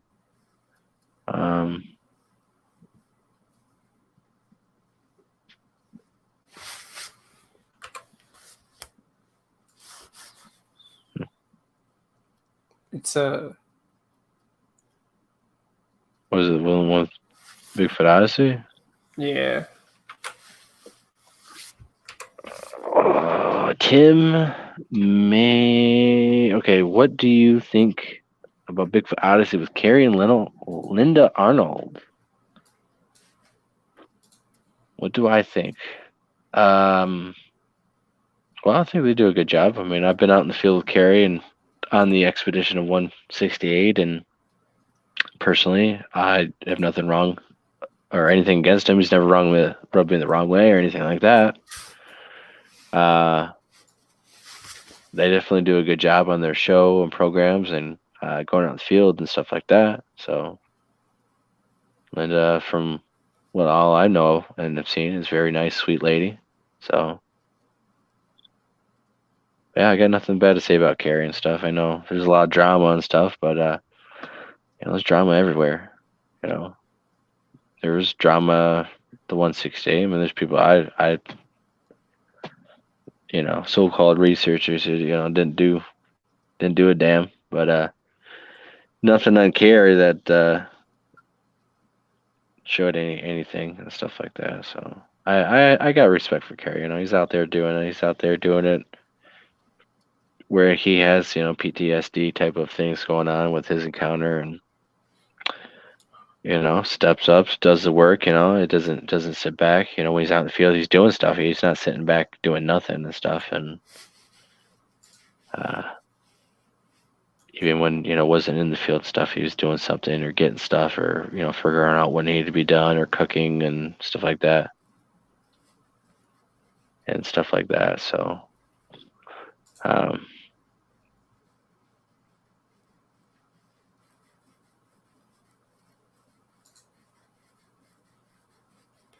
I don't know. Is that directed towards me or what? I'm not sure where. I don't know. I don't get it. You and you're looking good to hear you were here. I watch a lot of shows and sometimes I catch them live, but I don't comment and stuff like that. I'm usually busy listening to them doing other stuff, so I can't keep up. I usually say hi when I join and then just lurk. I'm listening. Usually just listen. I can't keep up with the chat. I just say hi. If I'm busy and stuff, or I'm not too busy and stuff like that, it's different. But Kerry announced he was. I did watch that. I did hear that. Wait, really? Yeah. I did not. Yeah, announced he was going full-time squatching, leaving his job. Doesn't he have a really good job too, though? He works in the oil field, and he's a I'm saying he makes really he had part of his own. From what the live show, he said in the live show, there was a huge explosion that happened at one of the places or whatever. Oh, that's not good. And he was. I gotta plug my phone in. Might have to go incognito again. We'll see. Oh, no. But he was 30 minutes away when it happened. Some people, like he said, were seconds away, minutes away. Get something.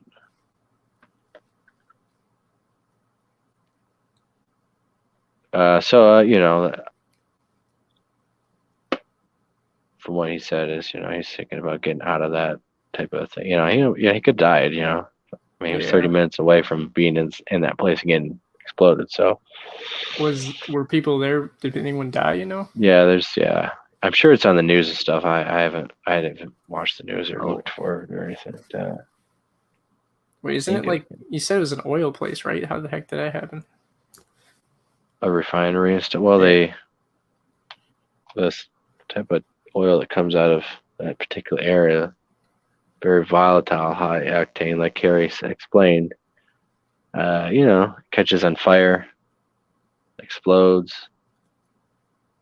Those things are dangerous. Working on an oil refinery is very dangerous, no matter what position you're in, and the whole thing could explode and catch on fire and stuff like that. So, unfortunately, I think he lost a buddy and stuff too. And oh, yeah. It makes you reevaluate. It makes you reevaluate. Especially when it could have been you, stuff like that. But if he's all 100% in, he's gonna try to 100% go. And I hopefully, because it's gonna make the next expedition down in Florida better. He's going to be traveling, doing a lot more stuff, hopefully. Yeah, tell him to travel to Michigan. Yeah, I'm sure the other dummies are trying to get in his ear to go about there. But if you really wanted to go out in the woods, he knows who to call up in Michigan. No, call Ghostbusters. I'll be right back. I'm going to try to get my phone set up. Otherwise, might just be like this for a little bit. Just don't leave me alone. No, I'm trying. I'm making the drink stuff too. I need a spacer, basically, to prop this up and see what I got. That will do it.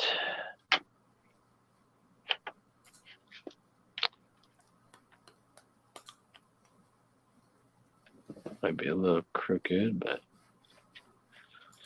yeah. Anyways, yeah, I like Gary. I've never met him, so I don't really have an opinion on him.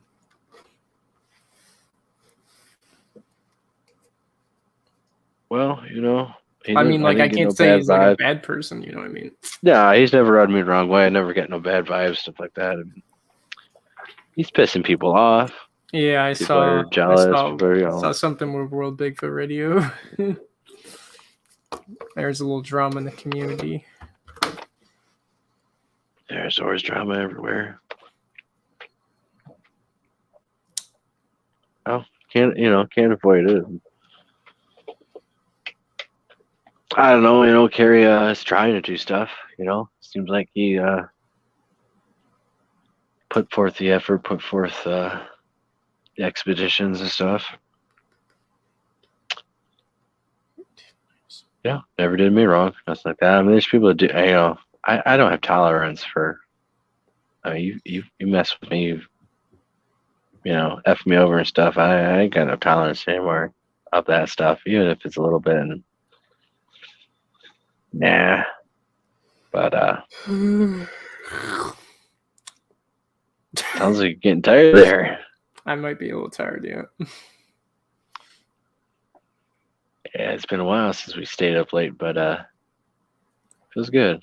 Well, we'll be back in the swing of things. I think we'll be back for sure next week, and every week from to follow. It might be on a Friday, it might be during the middle of the week sometimes, just depends, but try to keep it going, Now that I'm a recharge and all that.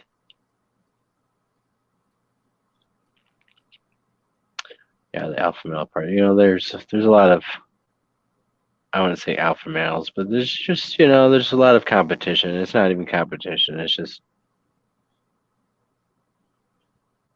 I don't know. People just get jealous and stuff, I guess, or I don't know what it is. I don't know. People, it's weird. People are people, right? So people are like all over the place. You're gonna have all sorts of craziness, and what happened to us, that's crazy stuff. Doesn't make sense, but hey, it happens. So like, there's money growing. Money is more important than a lot of things. So, I mean, you got hoaxers out there still doing shows and still acting like they're legit and stuff, and so people believe them. Just people watching him, they like him as a person. They don't care that they exactly. So, a personality beats evidence, and personality can overshadow hoaxing, I guess.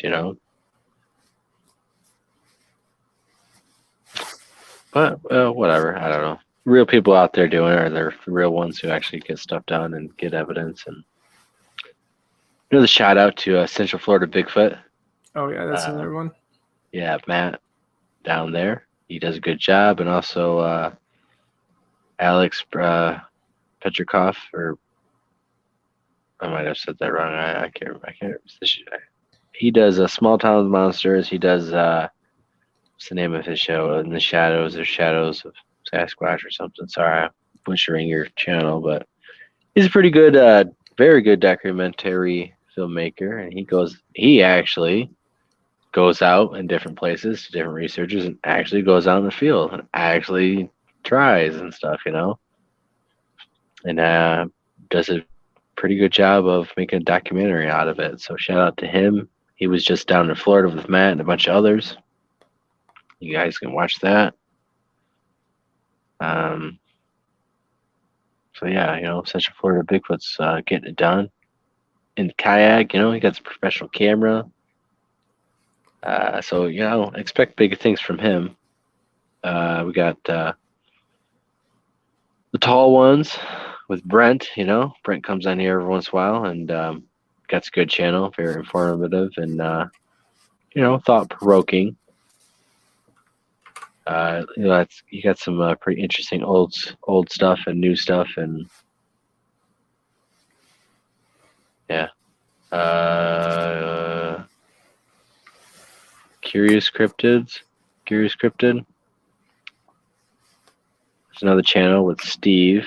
I don't know, I can't remember his last name, but he has some pretty interesting stuff on there with Sasquatch, and he's doing a lot of updates on Leon Thompson from Bigfoot Okinawan. Shout out to him, who is recovering from his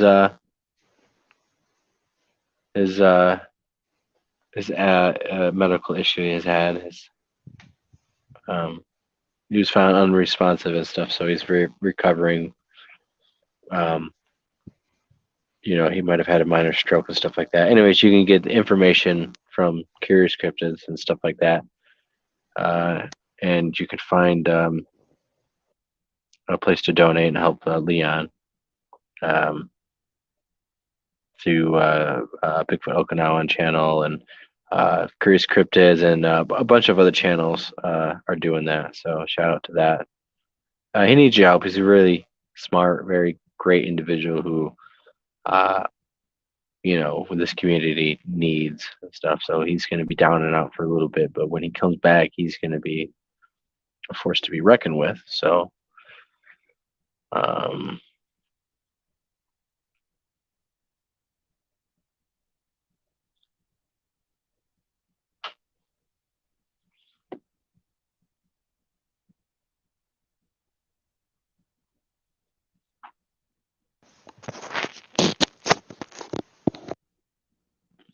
I'm sorry for reading this, and it's so funny. I can't. All right, I'm back. All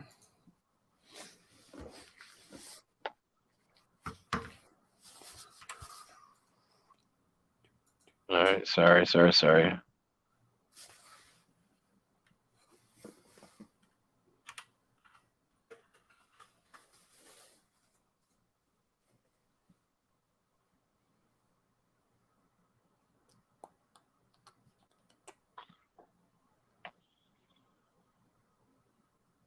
All right, sorry about that. What are you doing there? Well, I mean, I'm not really sorry about it because it's something that I chose to do, and I'm gonna keep choosing to respond to this. I'm talking to my girl and stuff, and talking to her and messaging her because it's important stuff, Leon made an appearance on Joe's show yesterday. I did not see that. I did not watch all that show either. Yesterday would have been, I still think of it as today because I'm not sleeping, but I have just started that actually. So that'd be good. That'd be good from the hospital. That's good. Yeah. You say you're not sleeping? Oh no, I'll probably be up for I don't know. Oh. I don't know. I gotta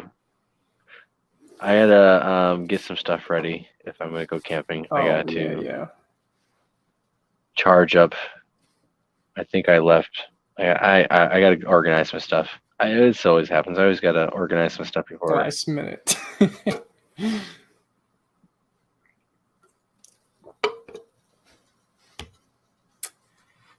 And then I always forget something. It's always something. I always forget something. Yeah, me too. It's usually not that important, but it's like, I wish I brought it. I've forgotten some pretty. It's not that I forget. It's like I have too much crap. I take too much stuff. I have way too much stuff that I bring into the field, and I always will. And there's always some item that I forget. That's why you write a list out, and it makes it easier. Yeah, well, my problem is I always double check and triple check and quadruple check. something gets something gets left behind. But I was gonna say something. I just forgot.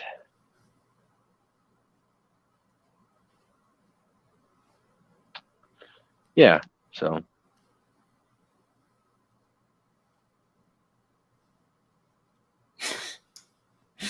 I was gonna say something. yeah, go ahead. Go Disappears. ahead. No, go ahead. No, I'm I still wasn't. here. I mean, I was quoting you. I was gonna say something, and then you just disappear.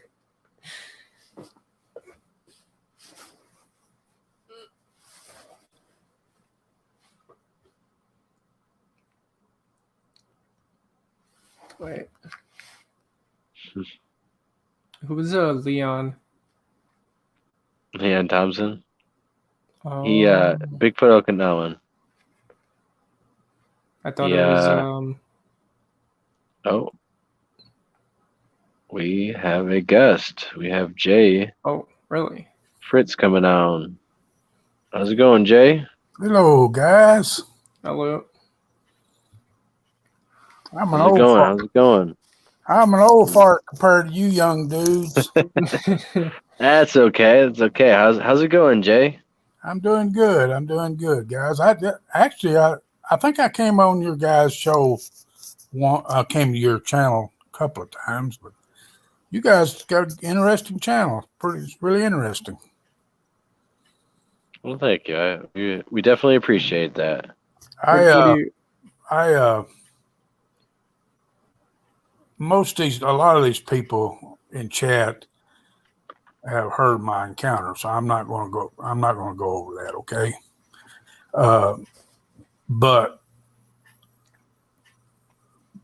I know this is, you was talking about this a long time ago, but I was born and raised in a little town called Cadiz, Kentucky, which is 19 miles from Land Between the Lakes.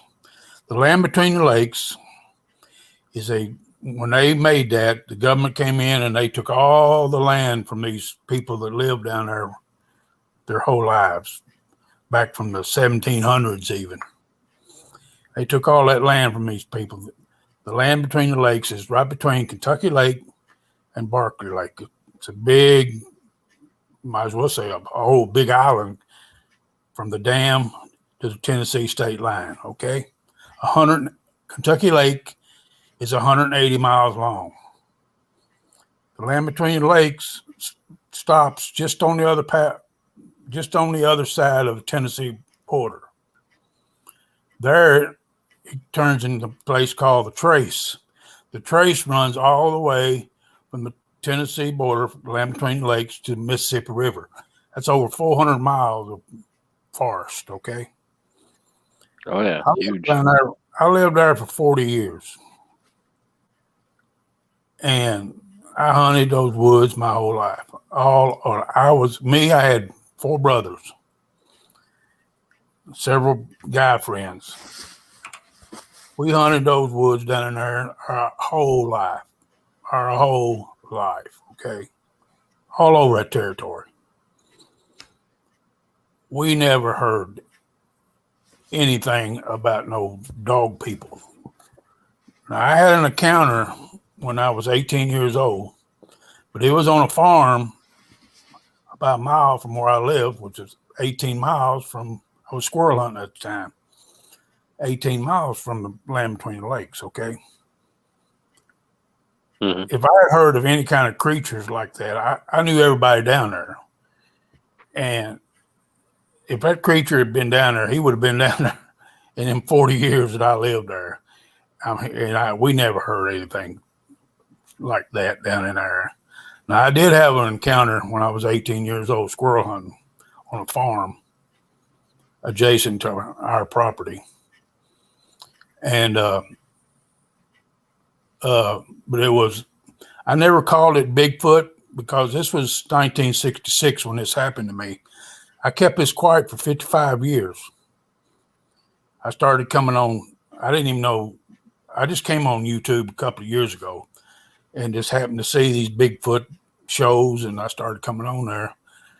And that's what made me come out with my story. I said, there's other people that's had the same situation I had, and they're getting it off their chests. So I said, you know what, it's time I get all these goddamn sleep. Oh, I'm sorry, Sandra. Sandra hates it when I cuss. When I get this off my chest.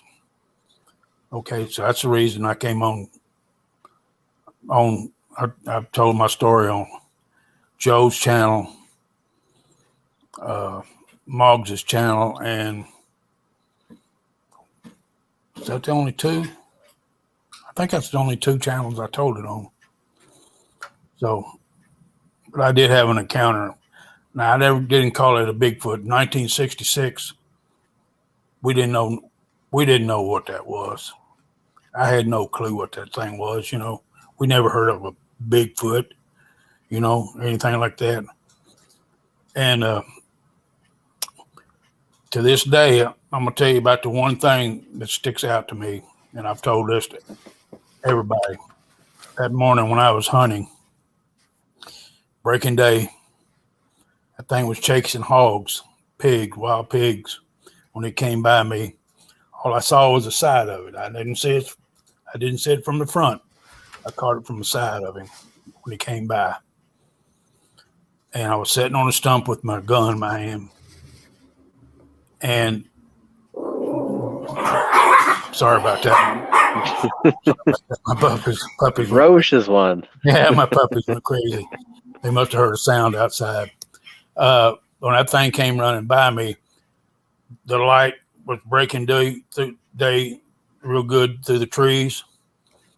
And to this day, this is what I remember most. And I still see this. I'll see this every day of my life till I pass away. Okay. That light caught his ear on this creature. And that creature's ear was right on the side of his head, just like mine is. Just like mine is. And it didn't have a coned head that I would recognize. I hear people talking about it's got a coned head.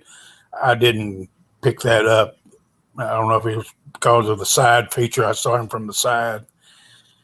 But I'll never forget that ear. It's embedded in my brain. Okay.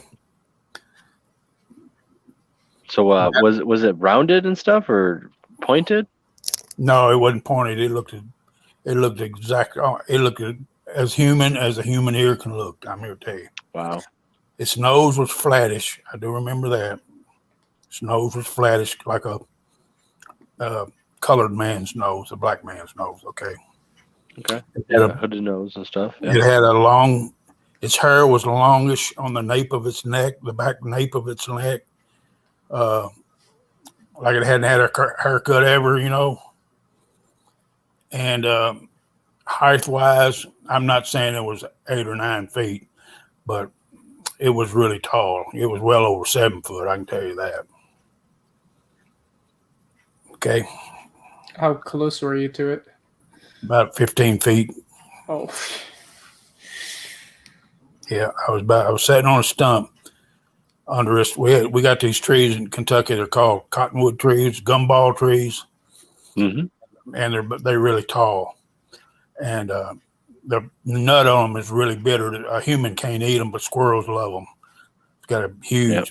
They're really bitter, Squirrels love them. Oh, I could always get 1 or 2 out of that tree, and then I'd move on to someplace else. I didn't overhunt it, But I was sitting there that morning, and I heard them pigs off in the distance, and to my left there was a bunch of saplings, pretty tall saplings, and I heard the pigs. The pigs came flying by me, just squealing like crazy. I mean, all sizes, and as they were coming by, squealing and everything, I caught this object to the left coming through them saplings, this dark object, And this tree, those trees are really big around. They're 5 and 6 feet around, 4, 5, 6 feet around, Oh yeah, they're huge. They're great, huge trees, And all of a sudden, that thing appeared right in front of me from behind that tree, I don't think he even knew I was around. I think its mind was set on catching or herding those pigs out, what it was doing. And I was sitting 15 feet off the trail. And us kids, we roamed those woods. There's a farm farmer had a big set of woods right next to the farm we had, and pardon me, it was on a ridge line, and we had pigs around there, but I'd never seen them on that ridge line before. It was about a 50-foot drop off down to a creek bed, I'd seen them down there where they'd root around the creek a lot, down there. We used to airhead hunt down there a lot, and we was always seeing them down there, but I never had seen them on that ridge line before, And that's what was odd about the whole situation, I never had seen them on that ridge line before. And you said you and your brothers and your friends and stuff were out there all the time, hunting and playing on stuff. Oh yeah, just doing what kids do in the woods, I mean, I'm talking about we lived in that place my whole life. I was born there. was that the only encounter that you know of, and like from that area that you guys were? I don't know. I never brought it up to anybody. I never. No one else did. You know, your brothers. It just wasn't spoke of back in those days, And right. Yeah, it's a different time. It's just different times, guys. And gotcha. Yeah, but I kept to myself for 55 years before I finally got on Joe's show, and I said, I'm gonna get rid of this burden I've been carrying. I'm actually. I seen that show. I remember. Yep. I remember did you really? That. Well, I you came out. I remember you saying that. Yeah, I told Mogs the other night, a couple of 3 or 4 shows ago, that everybody's talking about it, you ought to go back to it. I never went back in the woods ever again. Now I bird hunted. I did a lot of bird hunting, too. I never quit bird hunting, but I never set a foot back in the woods ever again. But I am going back on the 4th of May. I told my son a couple of weeks ago. I never had even told him. And I told my son a couple of weeks ago, and he believed me right off the bat. He said, "Dad, you never lied to me about anything in your life, so why would you lie now?" So yeah. And he told me, he said, I told him I'd been coming on these programs and kind of getting rid of talking about it, getting it out. And he says, "You know what you need to do?" He said, why don't you meet me? He lives in Kentucky still. He owns car dealerships up there. He said, "Why don't you come up and we'll go back there?" So I'm going back to 4th of May, and I'm gonna go back there. And I'm gonna get rid of this burden I've been carrying around. I think it's gonna help. I think so. I really don't know. I don't know. I'll get there. I might not be able to step a foot into them, but you never know. And they if the area is really not that changed and it's still pretty. I did Google Earth and stuff. They might be back there still. I Google Earthed it the other day. The only thing that's changed, the guy had a great big 50-acre bean field right next to his woods. There has been a house built there in that bean field, and that's the only thing that changed. The woods look like exactly like they were back in the day. Probably still there then. Honestly, they will adapt and evolve with any new houses coming, especially if it's only one. They easily adapt to that. So they're still there. If they were there back then, they're still there around. Research is still there. Yeah, I just to tell you the truth, I don't care if he's there or not. I'm not going there to find him. I'm not a researcher, guys. Right. That's up to you guys. I'll leave that up to you guys. Okay. Did you? Do you think maybe you go to the property owners in the area and see if they had activity? I will talk to them when I get there. One of the guys the other day said, "Why don't you film it?" I'm gonna try to do that. I'm not good at this computer crap, Yeah. I'm lucky to figure out how to get on here, But I'm gonna try. I'm gonna see if my son's pretty good at computer. I'm gonna try to film it while I'm up there. Yeah, Yep. anything would help. Even Yeah. if you don't think there's nothing worth filming, you never know. Yeah, I never know. No. But I think I said, well, I hunted those woods my whole life. I'm talking about acres and acres and miles of woods, and and I fished a lot too. I used to bass fish tournaments back in the day, but I never heard a sound. Of all the time I spent in those woods, from the time I was 9 years old when I first got my first 410, I never heard a sound that would alert me to anything. Now your normal wood sounds, you hear a tree snap every once in a while, Right. and stuff like that. But I never heard a sound that would alert me that there's any creature in those woods. We didn't have bear in that area, so. A lot of people say that. I've hunted all my life there, and I've never came across any stuff. And it happens. I mean, they don't mess with everyone, and sometimes they might not even be in the area. Yeah. I think. Go ahead. Go ahead. No, you came on. It's all right. People hear me talking enough. Well, I was going to say that land between the lakes deal. I think those folk. Now there were people murdered down there. There were people. Yeah. Yep. That's fact. But I think it was somebody. The Bigfoot phenomena was really taking off then. I think somebody murdered. Oh, the story never was told either. That guy's billfold was gone. That woman's purse was gone. Right, and a lot of people try to. It never was. That stuff was with the dog man and stuff like that. That stuff was never brought up. Okay, I knew cops down there. Okay, and okay, I'm just telling that right now. Okay, that stuff never was brought up in any of these stuff. Okay, I think somebody just trying to blame it on something. That's just my opinion. Okay. Okay. Yeah, I mean, I heard this kind of the same thing as murders that happened and were being blamed on like Dogman or the Sasquatch or whatever, and it's there's really not a lot of good evidence to point to the actual Dogman attack happening. There's really no good evidence that actually depicts it as real, other than just the story and who's telling it, and supposedly some of the rangers and blah blah blah, but like I don't think they've come on the show or anything.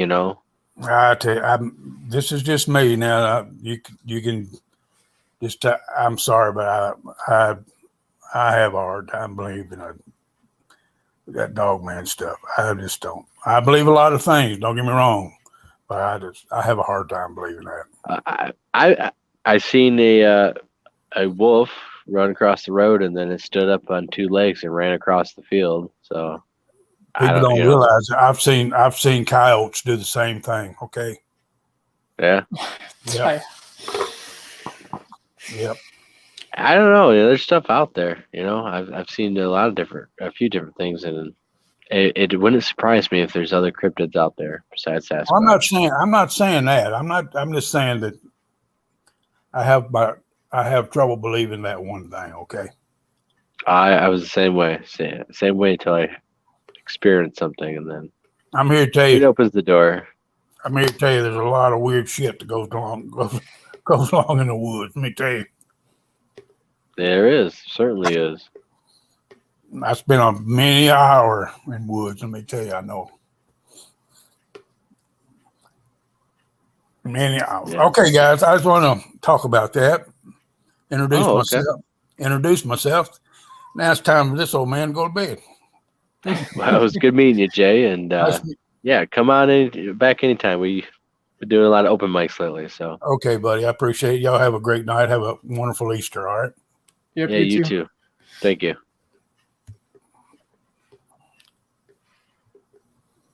All right. Oh, I messed up. Oh yeah. I pushed that button and he was having trouble. I was trying to get him out and he pushed that button and he went to that. And, all right. So That the is land funny. between the That's funny.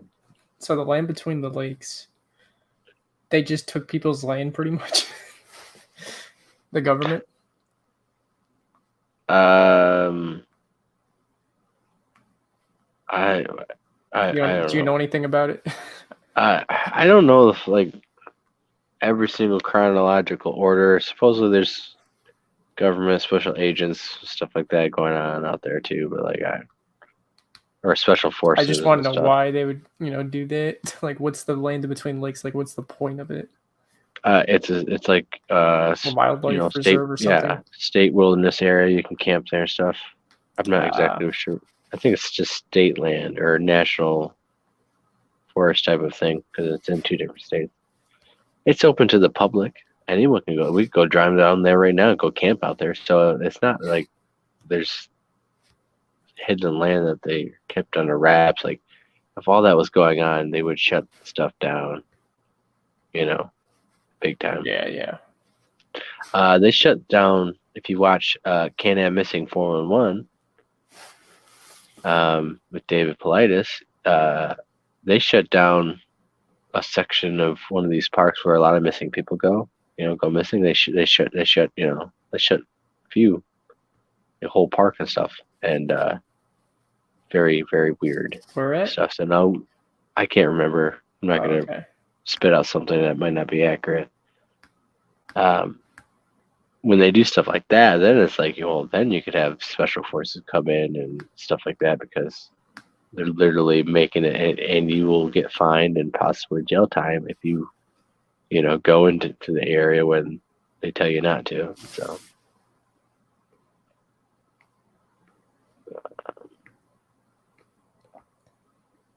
yeah. I think some of the people who are telling us some of these stories and who have started some of these stories are some of the stuff is pretty far fetched. I don't know how you would prove it or how I don't know. That's just how it is. But if we went down there and seen Dogman and experienced stuff and had someone die and stuff, then I guess we would be telling a different story. Yeah, because of the government.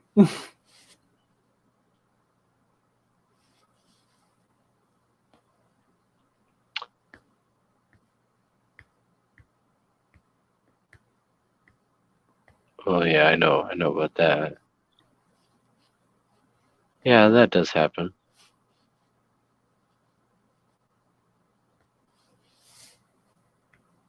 But they got places like that. They don't really typically need many more places. They got places like that, like Bohemian Grove out in California. You can't get into there. There's cameras on trees and stuff. There's all sorts of stuff going on. And What happened? Bohemian Grove is a spot where rich elitists go and I know what you're talking about. Yeah. Yeah. Anyways, that's a place where they go and have fun, and security is pretty heavy, and yeah. There's people that got in there though still.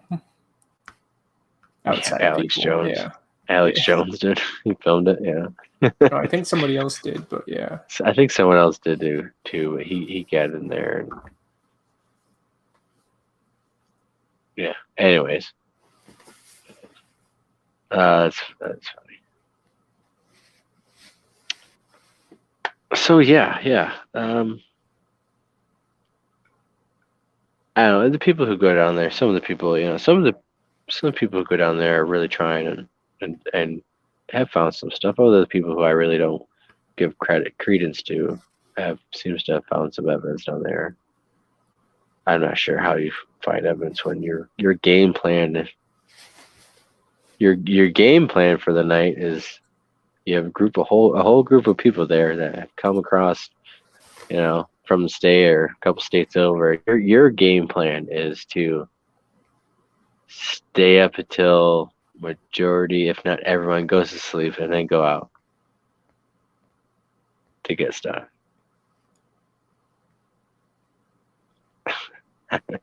Okay. I mean, don't want to go out with anyone. You know, I don't know. I don't understand some of this.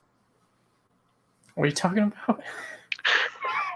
I don't. It's hard to explain, dude. There's a group. There's they take people out. They have campouts. The dude said he waits until people go to. He stays up late and he'll wait till like everyone else like pretty much gets tired of waiting up and goes to bed, and then he gets up and goes out. But the people are there to go out with him. That's really dumb. And other people, right? Like,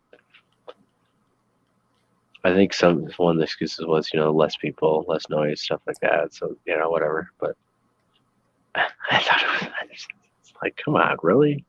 What are you doing? You wasting hours and hours doing nothing? Just.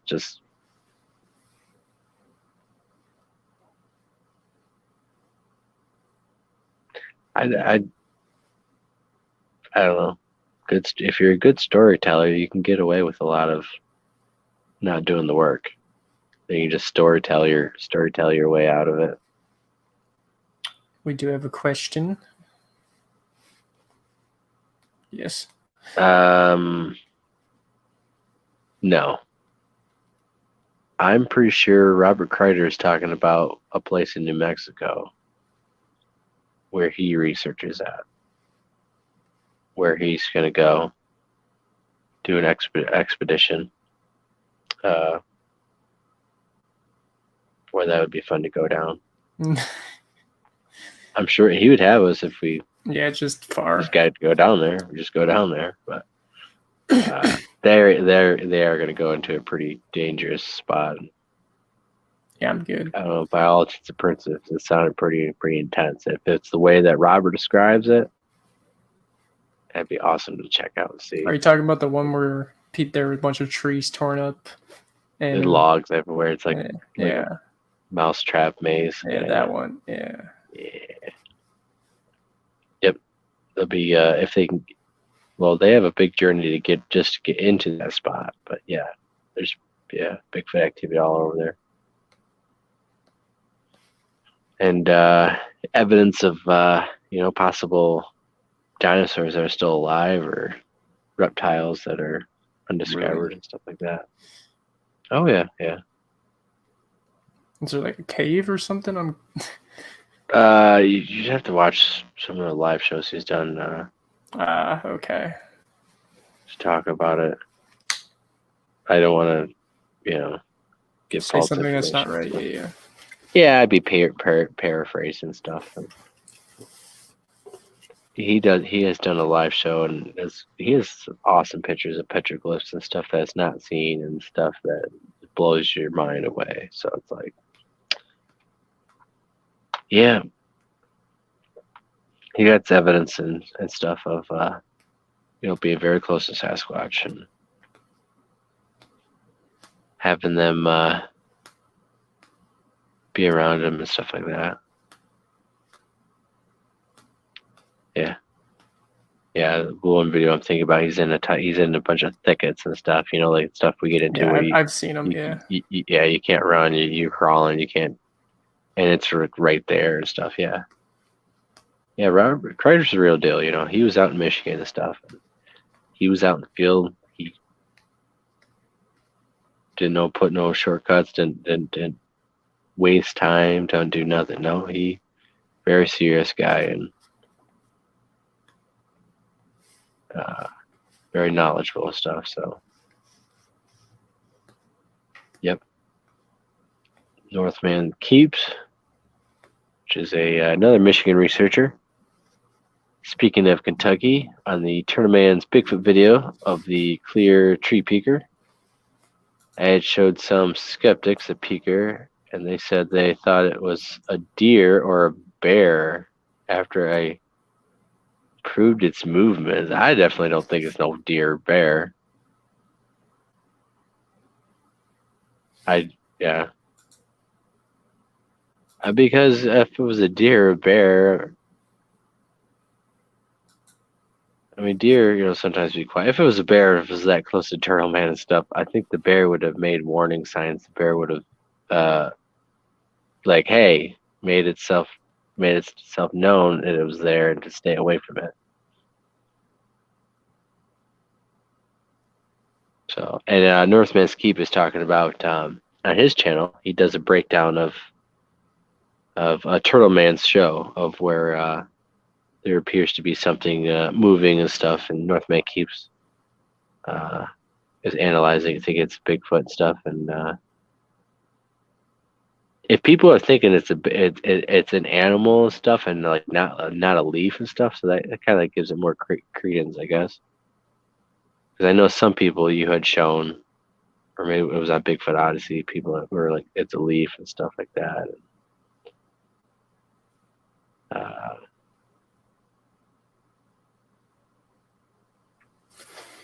But he's doing a good job. He's analyzing other people's videos and is picking up very small movements that has impressed me with what he has shown. So, yeah, man, you're gonna definitely be finding faces and Bigfoots running around in the background of shows and stuff because you got a good eye for it, man.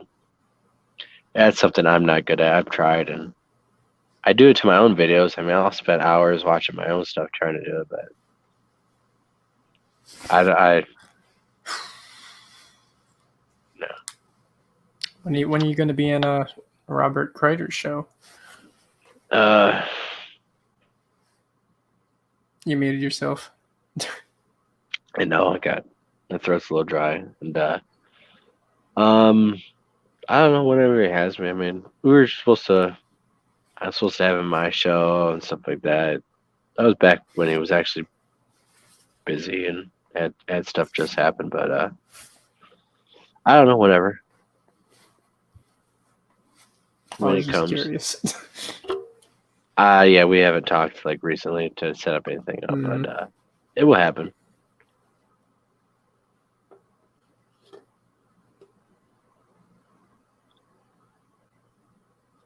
Robert has his own group. Yeah, Robert's basically himself, but he has his own group. Robert Expeditions, KX Expeditions, and they do treasure hunting. They do fossil hunting and fossil discovery. They do other things than Bigfoot hunting. So yeah, he has a group. But they kind of do other things. I think he said they basically, they do like the treasure hunting and other stuff, and he drags them along for the Bigfoot stuff. It's kind of like, what are we doing today? Well, we're looking for Bigfoot, But yeah, KX Expeditions and stuff is his group name. He has a Facebook group, YouTube channel. He also makes equipment, audio equipment stuff. So.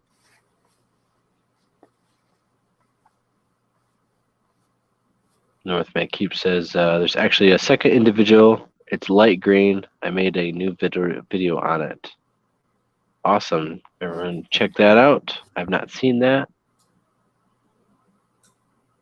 And yes, Northman's Keep is his channel's name.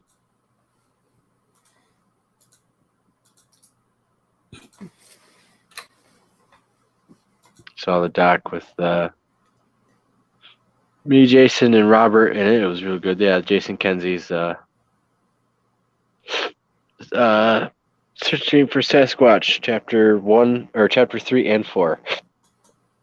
As we're both of those, but yeah, you can watch it on Tubi right now for free, and you can check out me and Jason's encounter and other evidence from the expedition on our channel.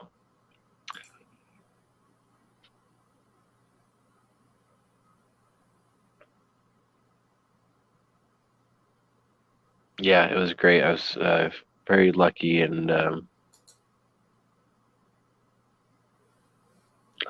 very intense situation, but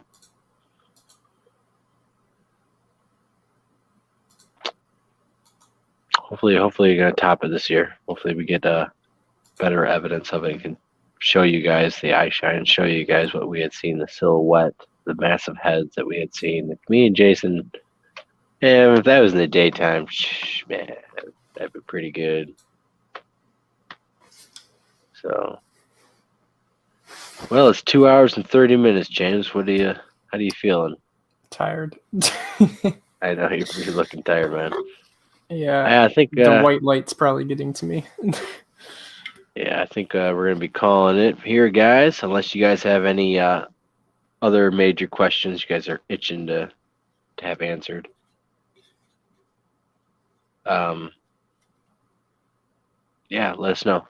Otherwise, we'll be shutting this down, and we'll be back next week. Yes. Yep. So yeah, I think I'm gonna stay up, organize a couple things around. If anyone's been emailing me on the Lost Cryptids Conservatory email, I have not been checking on it. I actually gotta find my phone for it, and so that always goes missing. So my apologies, and I have been taking a break on stuff, so I have not checked or responded to some people stuff. So I do apologize and stuff. I'll get back to people and stuff like that, and get back into the swing of things, guys. So yes, everyone have a good Easter and stuff. Hopefully everyone enjoys it with their families, and so yeah. Anything else from you, James? No, I'm pretty tired. I'm gonna go to bed. All right, man. All right. Well, I'm not seeing any questions and stuff, so Happy Easter, all. yeah. I'll give it. Who is all in the Lost Cryptids group? Now I know it's split. Me, 5. you, Tyler, Sherry, Ernie. Ernie. That's it. That's it. Yep. Yeah. About 5 people. Yep. About 5 people, yeah. 5 people. There's some other people, more associations, and there's some open invitations to some people, but yeah, the ones who are in it officially are just 5. And then all the other people, some of them. Well, there's some that we let go early last year and stuff for various reasons. Who when I talk about the people who left, I don't talk about those Linda or Gabe and stuff. I don't talk about them. That was under different circumstances, and they do pretty good stuff. They're not too bad. But the assholes and stuff, when I refer to them, that's a different people and their group that they're doing, and ideas that they steal because they don't have anything original they come up with. Yeah, so I don't know. I still haven't heard nothing from them. They ain't doing nothing. They don't go out and research. It was too cold. It's been too cold. Yeah, Still too cold. They don't. I think the only thing they do. It's been half the year doing nothing. Yeah, I'm pretty sure the only thing they actually do. Come to our Bigfoot conference. We don't do nothing half the year. I think the only thing they actually do is that Josh has a podcast. I'm pretty sure, and that's it. Yeah, he's a podcast. I'm pretty sure that's it, though. They don't really needs make videos, a little work. though. I haven't seen it in a while, so I don't even know. But that's it. They don't really do anything, at least because there's no evidence. There's no video, so. Well, maybe they haven't. They didn't showing it. Maybe they're, who knows? But like, they just have Val's group to promote themselves, pretty much. They're promoting money making ideas and money scheming stuff. And there's no research. There's no real deal stuff. Whatever.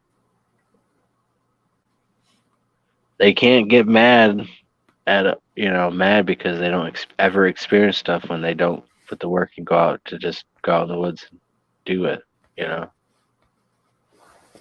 and they get drunk and do interviews.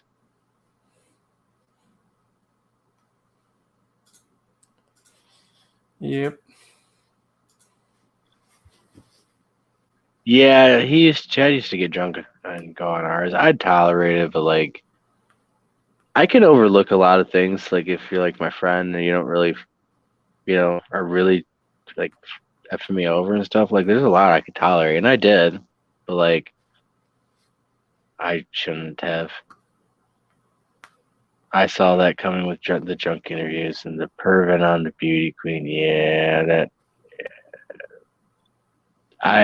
There was one real bad one that he gave with Bigfoot Odyssey, and he like goes on to Josh and stuff and Carrie about calling them out and stuff, and I felt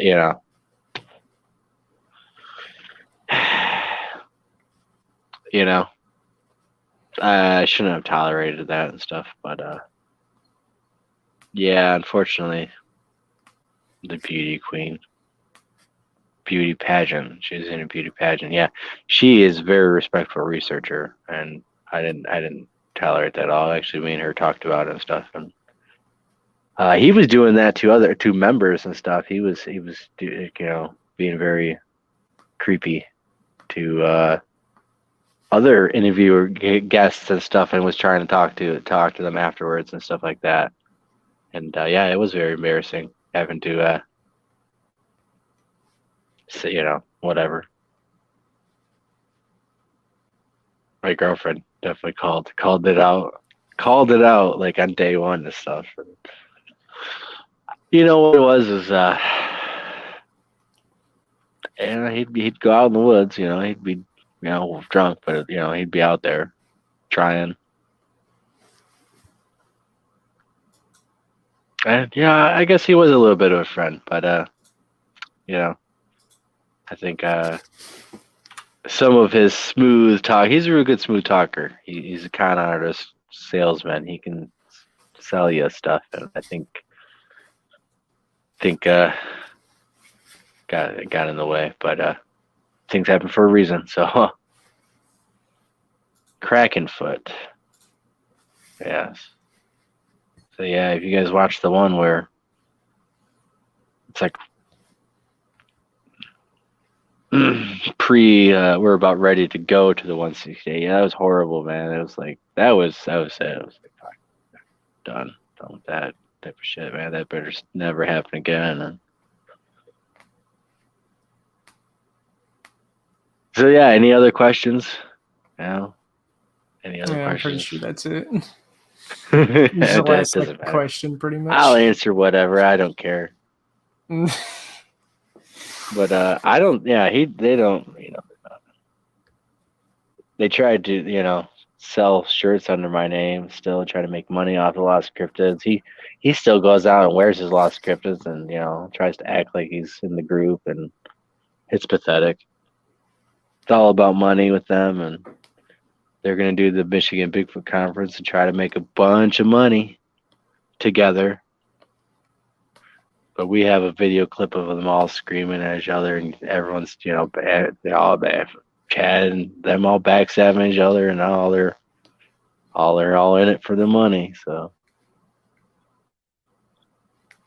government's involved and stuff. It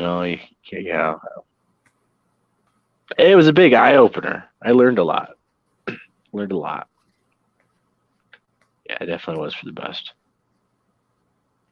And so. I don't. It makes me not trust people, though. I don't trust people as it is, but I don't definitely can trust no newbie. I trust James, Tyler. I've known James for a while, so I trust him enough. But yeah. All right, guys. Since there's no more questions, yeah. No more questions, no more deep, intense questions or conversations. We're gonna end it then. it's been a while since we've done 2.5, 3 hour streams, and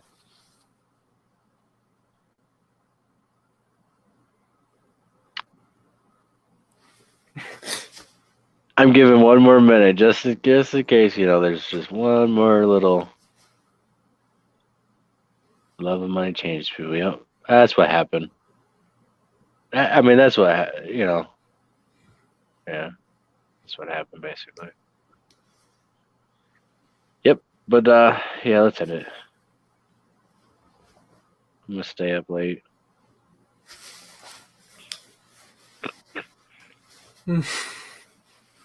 Now I'm hungry, so I think I'm gonna get some food and Make a sandwich.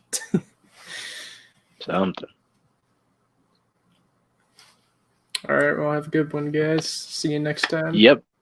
Have a good one, guys. Got the outro ready. So we appreciate everyone who comes on the channel, stays up late with us, watches it afterwards. It's an honor that you guys spend the time and want to hang out with us, and are interested in our conversations and everything else in the research and stuff. So we would recommend you guys check out all the channels we mentioned. Check out all the video evidence we have. Check out the Call It Kids channel, and show your support. Help subscribe to him because he needs more followers and stuff, of course. We really appreciate that. So thank you for joining us. We'll see you guys next time.